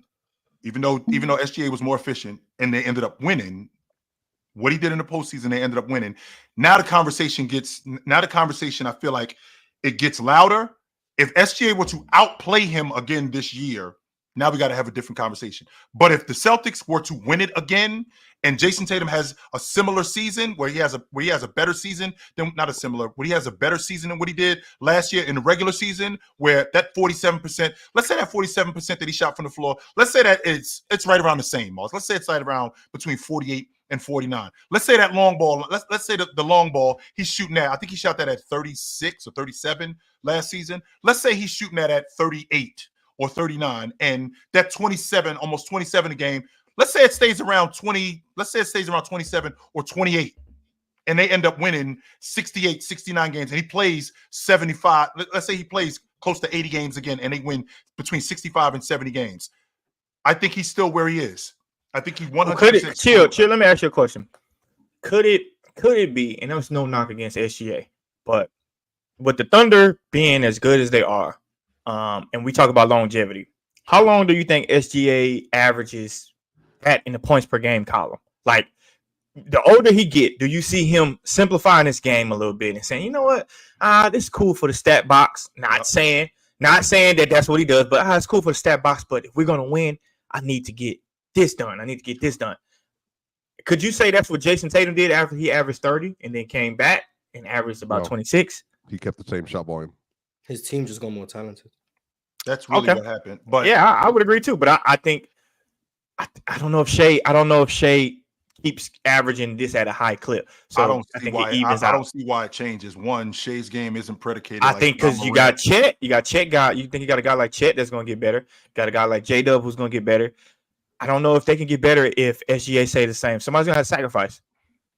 That's true. But with what you just said, Shea's game is about getting to spots. Shea's game is predicated on shifting, right? And in addition to that, Shea's game is not predicated on athleticism and flight. And he's got a very simple game. There's not a lot of extracurricular nonsense with Shea's game. So there's no reason for me to think that Shea can't continue to do what he's doing. Now, in order for them to be at the top of the Western Conference, are you telling me that I got 3 guys averaging 20? Like, that's enough? So 3 guys averaging 20, that's 60 points between these 3 guys. Well, I don't know if that's going to be enough to get to the top of the Western Conference. Somebody's got to separate themselves from the 3 of these guys, where one of these dudes is averaging 27, 26. Hey, by the way, Tatum took 2 less shots, though, by the way.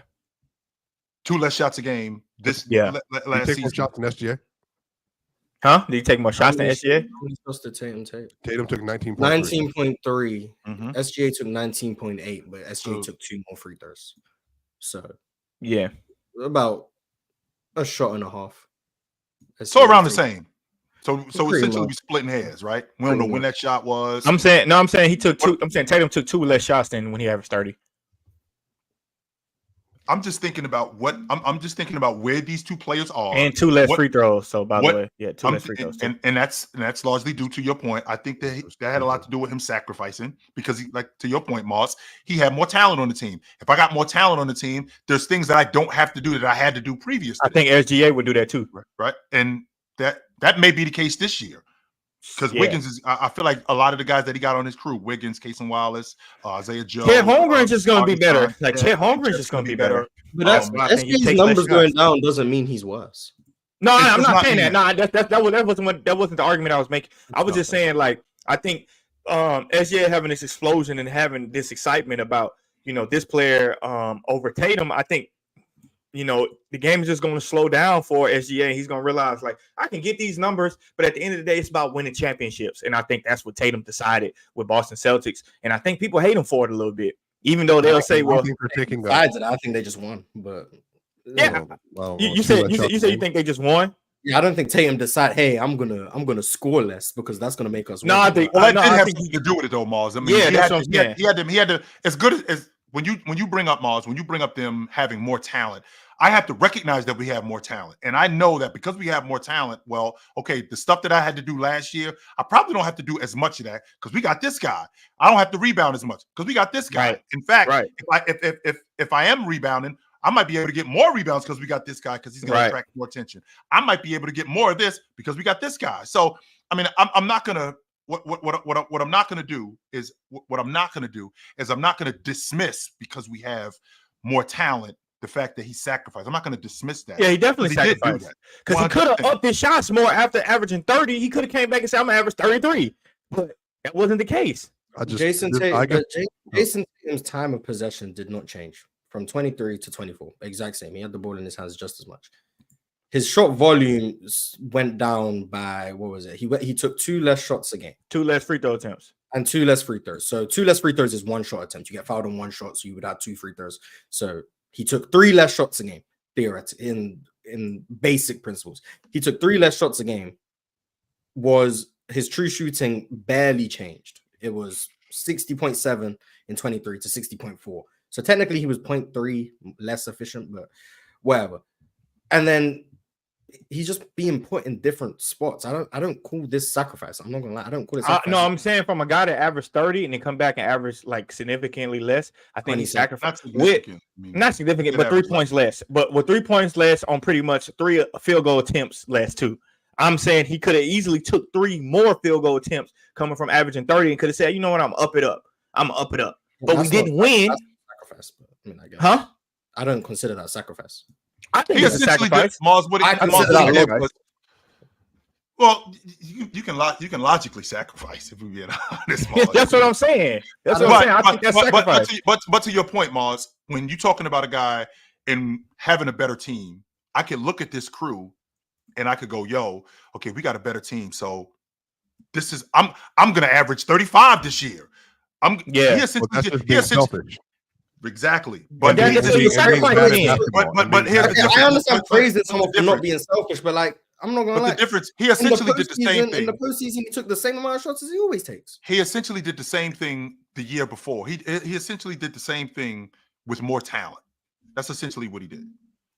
Yeah, he took and he could have made it. He could have made this thing a lot worse. He could have. That's what I'm saying, because he averaged 30 the next year. We're giving him credit. And people are down. No. Hold on. The people are down. People talk really. You shot the ball. People talk really bad about Tatum coming off a season where he averaged 30 and then now he averaged 27. And now all of a sudden it's like this crazy talk we have about Jason Tatum. Jason Tatum this, Jason Tatum that. Especially Swiper got it bad out for Jason Tatum. But he could have came back and said, I'm gonna get 35. You criticize people when they actively sabotage the team. We've seen that. You don't praise people for not sabotaging. I don't think him averaging 35 would have actively sabotaged. You're meant to not sabotage the team. Right. I don't think him scoring more would have sabotaged it, but I don't know if they would have won. You criticize someone when they are selfish. You criticize someone when they are actively messing things up. You don't then praise someone for not being selfish. But what we're not going to do is we're not going to sit it. That's not what we're saying. Okay, I can appreciate that logic, Mars. But what I'm not going to do is I'm not going to sit here and make it sound like, okay, he's got new guys on the crew. He could have thrown a monkey wrench in this whole thing. Does Jamal Murray get credit for not sabotaging the offense when he could easily shoot more than he does? He easily could sabotage. He could easily take over the offense. He could easily be a more ball dominant guard. If someone's a murderer, you criticize them. We don't just be like, oh, chill. Good job for not killing people. You're meant to not do that. Jason Tatum is doing what you're supposed to do. No, but listen, Mars. Jason Tatum over his career was trending upwards every single career except for last year. Yeah, because his team got more. And they won a championship. They won a championship though. They added Porzingis, they added Drew Holiday, which was the first time that they did that. They overhauled that roster last year. Yeah, so that's the only time his shots went down. Up until then, we overhauled the roster. Up until then, we had the same crew, right? You add Derek White to the crew. You add Drew Holiday. Well, they've changed the roster a couple times, Phil. Did they? Yeah, because last time Kyrie Irving and all that. Yeah. Okay, so I'm talking about over the last 5 years. At the same time, this is the first time they've done it since 20? Maybe 20. Because Grant Williams was on the crew.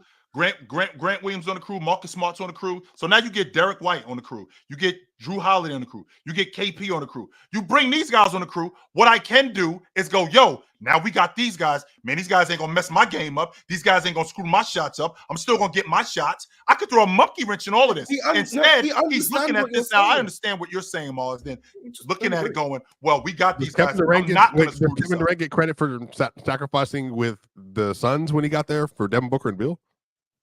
He They ain't won. They haven't No, won, so I don't think no it one- even matters. Oh, so sacrifice only matters if you succeed while sacrificing. No, I'm saying as far as like an NBA championship level, like I'm saying as far as the NBA championship level, like people gonna like I'm just talking about the narrative that we have about Jason Tatum is because he got to some people worse than his 30 point per game year. And I don't think it was like I'm agreeing as to why though. I don't understand. No, I'm just saying people dog talk Tatum right now. Like he just didn't win an NBA championship. Are we saying Jason Tatum? Because Jason Tatum in the playoffs was just factually inefficient. So was he inefficient because he sacrificed or because he wasn't making shots? I think it had a lot to. I think it had a lot to do with both. Let Jordan. I do. Yeah, because the sacrifice he's. So I think it had a lot to do with both.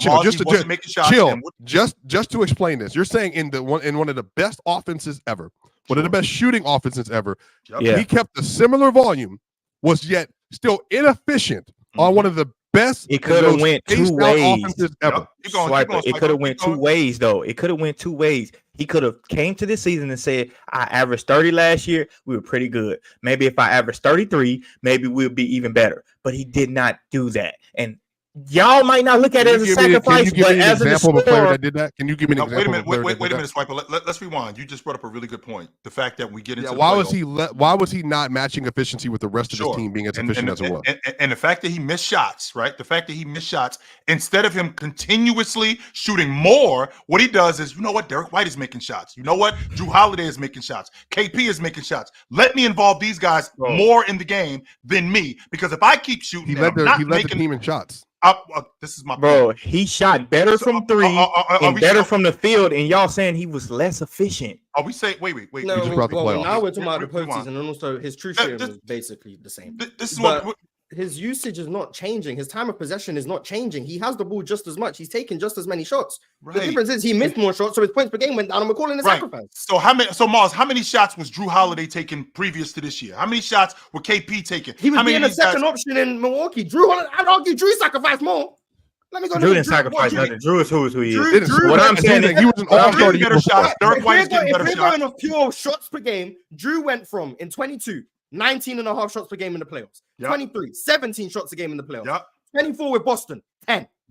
And answer this question, Mars, because you just told me that you can win the league MVP or you could be better by doing less. So Drew Holiday, those quality of shots that I think he was better in Boston. Those quality of shots, he could 100% have got on that crew. He could have 100% got on that Boston crew and said, I'm doing the same thing that I was doing in Milwaukee. I'm putting up the same amount of shots. Yeah, I'm by the way, Mars, he didn't. He sacrificed 9 shots. I'm arguing. Changed his role for better quality of shots. No, not better quality. No, hold on, chill. Just remember. Drew Holiday. That's a fact. Without Giannis Antetokounmpo last year with the Bucks, had multiple games where he reached his scoring peak. I think he got 40 versus Atlanta in one of these games. He had multiple without Giannis, still scoring at a high level. When he got to Boston, he completely changed his role from an all-star two-way player to legitimately being a role player on less volume, 9 less shots a game. I don't think he changed his role. I think the team did. I don't think he changed his role. I think the team did. I think the team said, Drew, we're not bringing you in for that shit. What does that got to do with Drew Holiday not making a personal decision to decide he's going to change? Because they would just take his ass off the team. The team can tell you to do something, and Drew could just be like, "Nah, I'm a champion. I'm the only." And they would just take him off the team. They would just take Drew Holiday off the team. So give him the same credit for not messing things up. No, it's not the same thing because they're not going to take Tatum. They're not going to take Tatum off the team. If Tatum say, "Fuck this, I'm gonna do what I want to do," they're not going to take Tatum off the team. So Drew Holiday clearly sacrifices more than Jason Tatum, but it doesn't count because they would have just traded Drew if he didn't want to sacrifice. Drew Holiday. So Jason Tatum, because he actively chose to sacrifice when really he did what they asked him to do. Time of possession barely changed. The only thing that changed is he made less of his shots. He was still taking damn near 20 shots a game in the postseason. He just made them. And got more guys involved because he became a better player. Yes, right. Becoming a better player. You don't sacrifice to become a better player, Mars? 2 less shots in the NBA game. 2 less shots in the NBA game is a lot. 2 less shots in the NBA game is a lot. 19 is a lot. 19 is more, by the way. Just to be fair. Yes, and he averaged a good. He shot it 47%. I'm talking in the playoffs. No. We said Drew's taking 9 less shots a game. In 2020, they didn't bring him over there for that swiper. Hold on. Keep going one at a time because I'm trying to listen to you guys. He didn't sacrifice. That wasn't his thing. He didn't sacrifice. Not Drew. Yes. They didn't bring that's him not over true. there for that. Drew did sacrifice. Drew did I sacrifice. don't think But he Mars- sacrificed. I think when he knew he was getting traded, they sat him down and said, "Drew, we not bringing you in here to take 15 Wait, shots." did a Aaron? game." And he had- and- Wait, and chill. he had- Did Aaron Gordon sacrifice when he came to Denver? Yes, he did. Okay. Yes, he did. But they probably also brought him in and said, "Aaron Gordon, your career's on a down spiral, bro. And I If have you to do sacrifice. this, you Did he or did he not we not? sacrifice his role? It's That a is the difference. question. He's Yes. saying Jason Right, Tatum it is sacrificed a by choice. difference. Drew Holiday sacrificed by force. That's what he's saying. Yes, that's what I'm saying. Okay, And it's so and that's Superchats, the yeah, we NBA. need to move on. We need to- Okay. I'm gonna read- Did James Harden sacrifice then? Did he do it by choice No, or that's not who by sacrificed. We move on. We don't care. Drew Holiday didn't sacrifice by choice. Jason Tatum did. End of discussion. Cool. Good for Jason Tatum. Shout out to him. James? He's top I five. just don't. He's top 5 because of sacrifice. Shout out to him. Kenny said, letter of intent being taken away is bad for the average college athlete.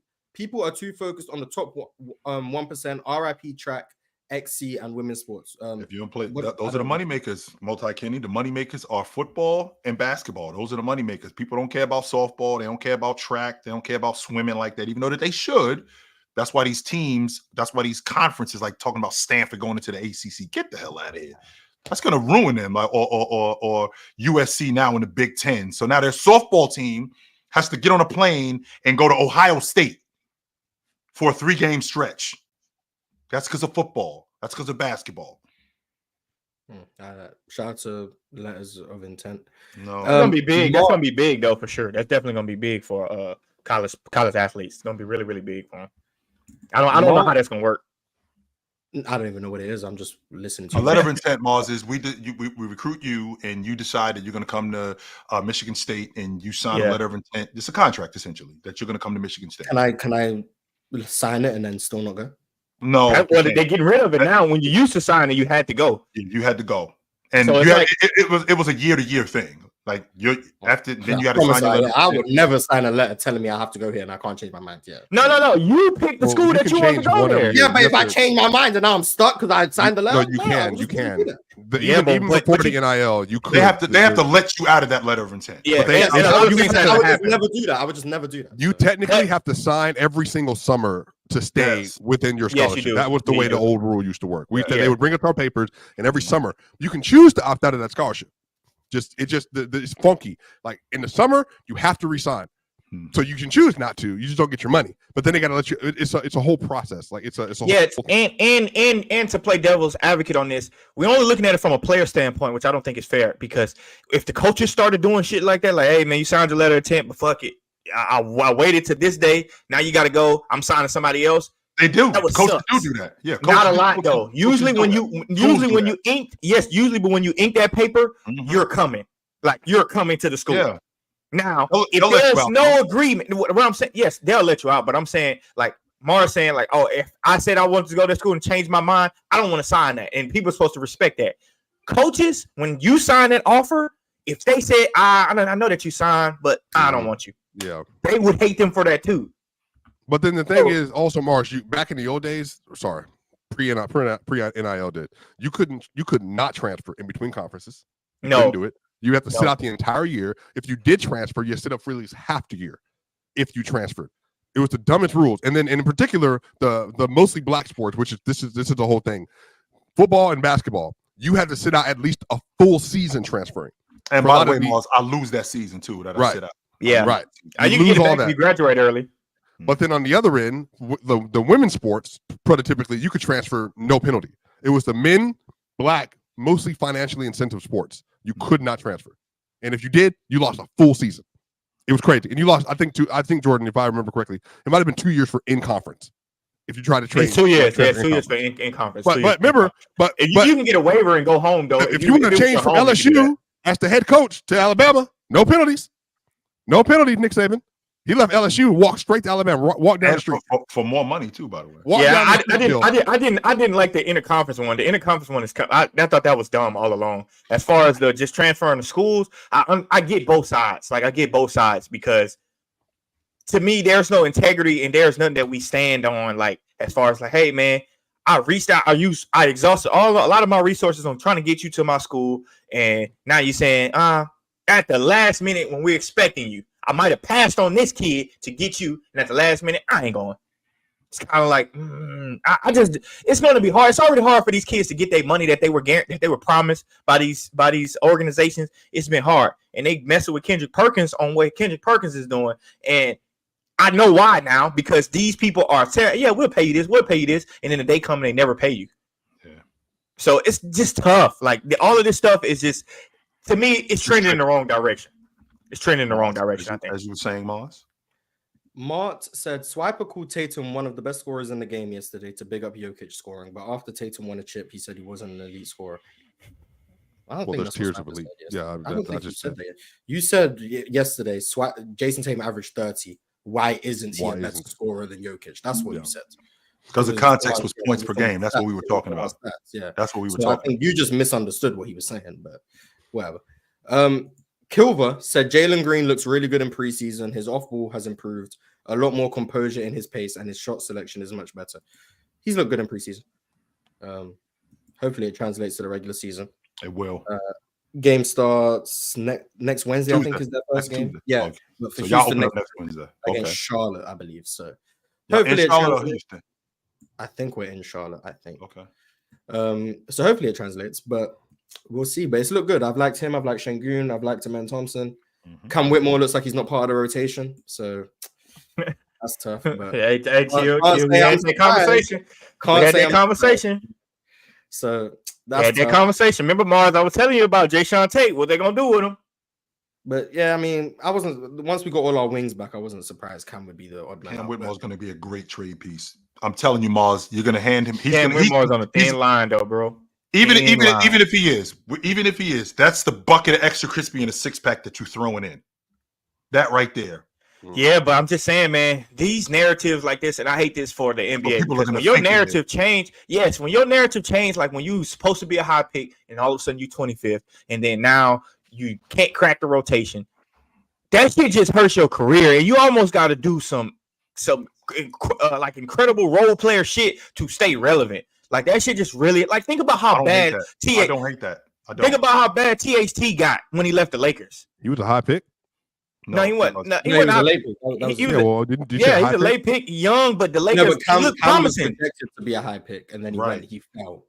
And now he's having a difficult time cracking the rotation. Now the narrative, I'm saying that's going to narrative. Well, they got too many players on the Rockets. Yeah, but that's what happens when you go to a team you weren't supposed to go to.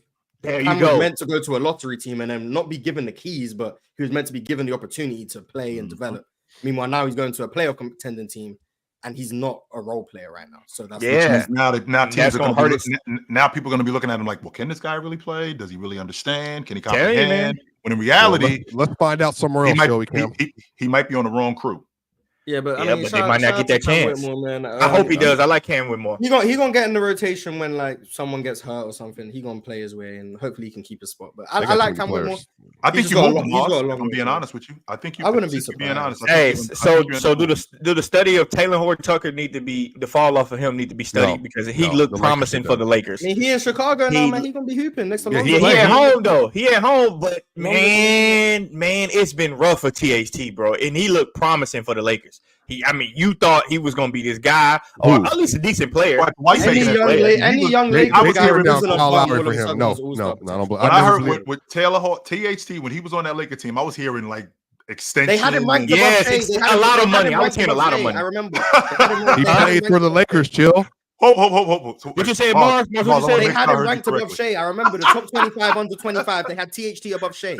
Yeah, what happened? Now the fall off is crazy. When you're in the Lakers market and you're not a bum and you're young, all stuff. Yeah.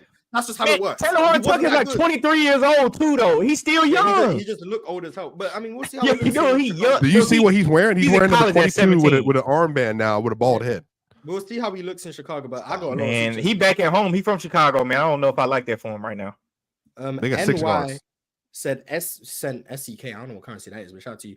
He said the Lakers did have a good offense. They had like the third best starting 5 after the Celtics and Nuggets with D'Lo, Reeves, and Rui. They just didn't have the defense. That 5 that they had with let's see, it was Reeves in Russell. It was Rui, and Anthony Davis. That was a winning start. That was a winning starting 5. It was a great starting 5 versus. No, he's not. He's not trash.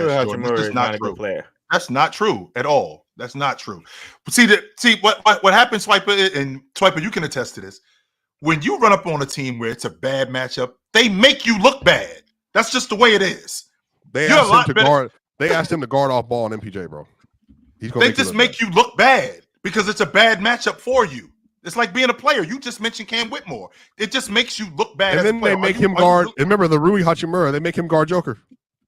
And by the way, it worked for like 5 minutes. Okay, yeah, the good plan. Yeah, that 5-minute plan. No, this is not it. It looked good. It's like, yo, okay, we got him figured out. No, you don't. No, you don't. No, the narratives that next day was hilarious. That was a fun year, Mars. I wish I knew you at that. Yeah, when they said that the Lakers lost the game, but they won. Nick Wright, yeah, he said I would feel better about this loss as the Lakers than the Nuggets. Okay, we got like, no, you don't. No. Teflon Gunsmoke said Swiper's ducking, talking about Luka Garza cooking his King Jokic last night. Talk about that. I tried telling people about Luka Garza, man. I only have one king, by the way. Man, Luka Garza was a pretty good player in college, bro. I really like. Really good. I was telling somebody last night. Okay, stop. I think they slept on him. Luka Garza was not a pretty good player in college. The best player in the country. Yeah, really good. But the narrative, like I said earlier, like him being a two-way player, him getting cut, all of that stuff affects him, and you almost got to do something spectacular to get back relevant again. But he's a 5, bro. Like that's the issue. He's a 5 in the NBA. Yeah, still a good player. Still a good player. He's played well. He's a really good scorer. He's just very bad defensively. So and he's slight. You just can't do that. He's not better than Nas. He's like but he had a better career than Nas. Everybody is slight to you. You a football player. Hold on. I'm saying he's slight relative to the position. Hold on, Swiper. Do you remember Nas Reed coming out of LSU? Two-way player, but he wasn't really good. No, hold on. Nas Reed was talking really about fat Nas Reed? You talking about fat Nas Reed? Nas Reed was really good though, but he didn't get drafted. Yes, but this is what I'm saying. He didn't get drafted, so he started going on these 2 ways. It was looking bad for Nas, and then all of a sudden he has to do something exceptionally well to change his narrative. That shit sucks, and I hope Cam Whitmore don't have to go through that because that's what it's trending towards. Well, just come to the right situation. Come to death row. I'm saying come to death row. It's very hard to go to the right situation. Bro. Chill. Everybody that comes through this place get a new contract. I don't know what to tell you. It's very hard to go to the right situation. You don't want dudes handling the ball. Yeah. You don't want Dylan Green with his nice flashy hair, getting all the accolades, getting all the press. Come to death row. Deontay Haynes sent a blank super chat. Shout out to you, Deontay. Thanks, brother. Super chat. NY with another super chat. I've been told this is Swedish currency, so shout out to Stockholm and them. Shout out to IKEA. The Lakers were good defensively, like the first 20 or 30 games, and their defensive rotations got injured, and then they went 3 for 11 after the in-season tournament, and then they just went all offense. Appreciate the timeline of Lakers. And Vando was out with the injury and all that stuff, and they couldn't find any competent. But then when Vando another one had to go through a bunch of bullshit to get his role. Why was that BS? Hard. Vando had to get better. He had to get better at basketball. Yeah, I mean, he got better, but not exceptionally well. I still don't understand why Vanderbilt can't fucking shoot. I still don't understand that shit. He shot a little bit last year. Shooting's not easy to just acquire. That right, right wing. I know, that right wing with the left hand. It's not bad. Yeah, but that's a Nuggets legend, Jared Vanderbilt, right?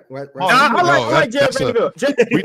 They traded Jared, Malik Beasley, and Juancho Hernangomez for one first-round pick. And Bobo got out of there too. But man, I like Vando. Vando's a good guy too, by the way. But he's a great dude. Yeah, he is. Vando's a good guy.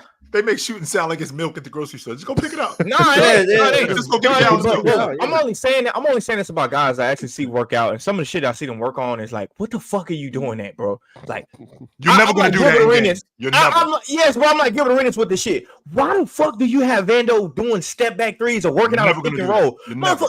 Catch the ball at the free throw line, catch a shoot. Give me 200 of them. Then back up, transition shot. Give me 200 of them. You never. Why are you working on this stuff? I will say this. Everybody, the NBA is always 1 year behind. And you know what, Mars? I'm going to toot my own horn. They're always 1 year behind me. Chill. You know why? I told everybody Vando. I heard the rumor. Chill. I was telling people before, I think Vando's worth the first round pick. Chill. Do you know that somebody got back to me and said, I'm hearing Vando's only going for a second, maybe 2. I said, what do you mean? From Utah? The same Vando I'm talking about? The 6'9" wing that can play defense? Chill. 2 second-round picks.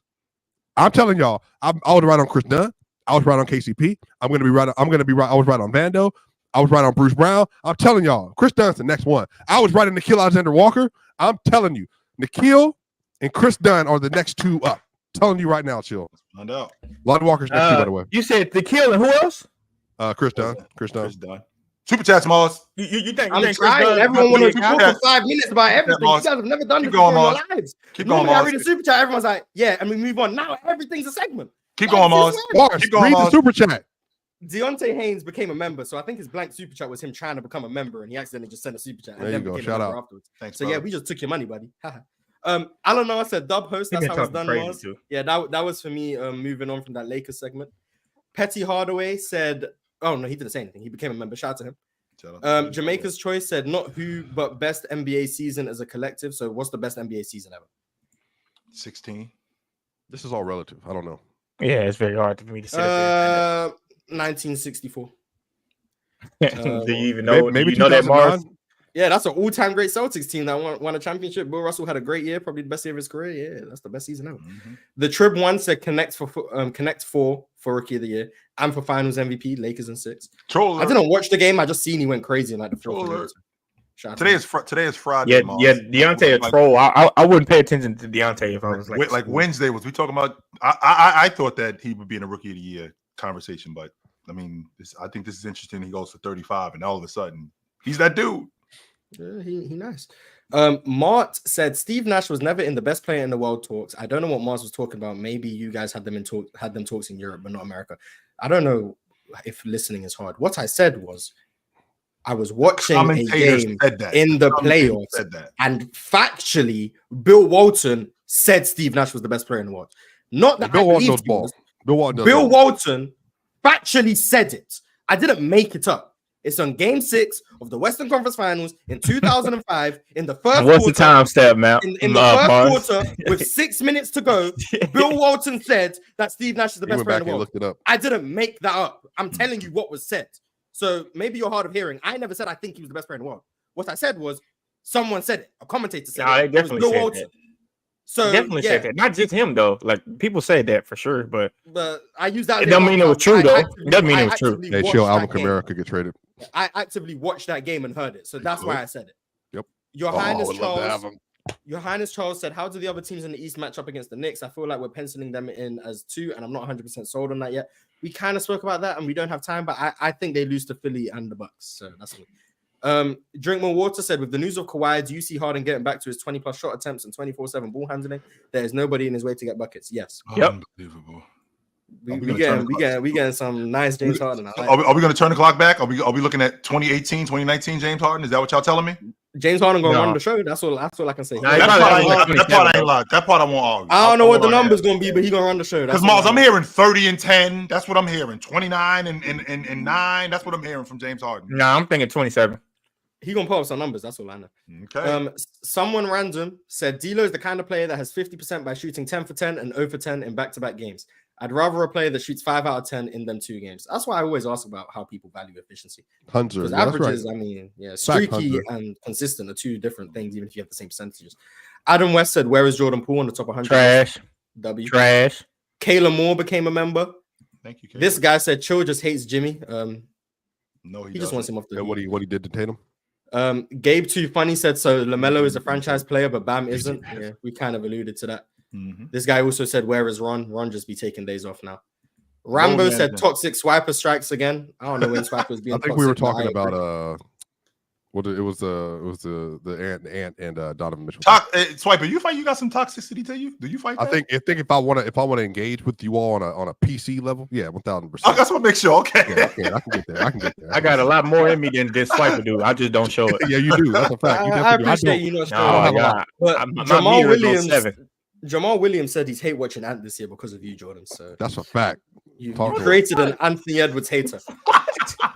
Then Melo Williams chimes in and said, what does Ant do better than Book and D Mitch? We discussed all of that. They are 3-level scorers. Ant is not. He might have a slight edge on defense, but that's it. We had a whole 30-minute discussion on that. Yep. Smooth Tube said, add D Mitch, Conley comes off the bench for 24 to 28 minutes. Alexander Walker into the starting lineup for defense. Assuming Cat is on the team, Jordan's chance. So he's just saying D Mitch would basically be the de facto point guard. And Nikhil next to Donovan? That's what he said. Sure. I can see that. Sure. Sliverman said Embiid got the injury tax. Read the blurb. I don't care what tax he got. He's top 5. Yep. Neapolitan Ice Cream said Wemby's at 11 now, but where do we predict he will be by the end of the year? Probably 11. For ESPN? Shoot, top 3. I think he'll probably be 11. I think they just were a bit too hasty. I'm usually right over time. So Mo said, just got home from work. Have a good weekend, everyone. Dub Harden. Shout out to Mo for his Harden love. Dub Harden. Hanzo said, Tatum sacrificed his basketball skills for the betterment of the team. So inspirational. No comment. I like Burrito says, sacrifice. Laughing. Boston just added better players. That's why. Wait, yo, did I sacrifice to join PT? Yes, you did. 100% you did. Do I get credit for that? You should, absolutely. You never give me credit for sacrificing. I want you to say it right move now. on, Mars. We don't have to. 1K David said Jalen Hood-Shafino needs all the hate Bronny gets times 10. Yeah, J Hood does not be great. And then He made a three. Hell no. Go to my Instagram. Hell no. This year. You said Strother's been you guys' 5th best player in the preseason, right, Swiper? Mars, do you follow me? Can you tell me what your Twitter is? I mean, my main account is Mars Talk Sports. He got a burner account. Yeah. No, he did. He did lead the preseason points, and he was 50. I think 50, 78. Mars. He was You extremely. know what I gotta do? I'm bullshitting. I don't follow Swiper on Twitter. I gotta. It's not a good read. I be having Swiper on my burner account. I be seeing nonsense. I don't post anything on Twitter. Name a nonsense tweet, Mars. Name one. Name one. We gonna keep going, Mars. Keep going. Wait, we got chill with chill tomorrow. We got chill with chill. Yes, we do. 12 o'clock. Me and Big Ox. Y'all let another show. Chill with chill tomorrow. You have Big Ox. You have Big Ox and chill. Goodbye, Swiper. But the biggest news. Shout out to John D with a super chat. The Hoop Talk podcast begins this Sunday, man. Myself and John D, Mars Talk Sports, tap in. We're coming back. We're gonna be back in effect. Mars Talk Sports, subscribe. Is that right? Are we coming back, Mars? I might get chill on there one day. Who knows? I might go hit up Jordan to come on there one day. Probably not Swiper, but like hey. Any day. Give me any day, Mars. We gotta have our Jalen Green discussion anyway. So yeah, we could definitely we could get into it. But Hoop Talk podcast back on Sunday, man. We're gonna try and make it an every week thing. It took Open Gym getting cancelled for me to return, I guess. But I don't work. Yeah, so that's the biggest news. Shout out to John D. He's gonna be my co-host for season 2 of the Hoop Talk podcast. But thank you guys for watching. Elron, but Dub Panel, Dub PC, Dub Chill with Chill, Dub Mars Talk Sports. Merry Christmas.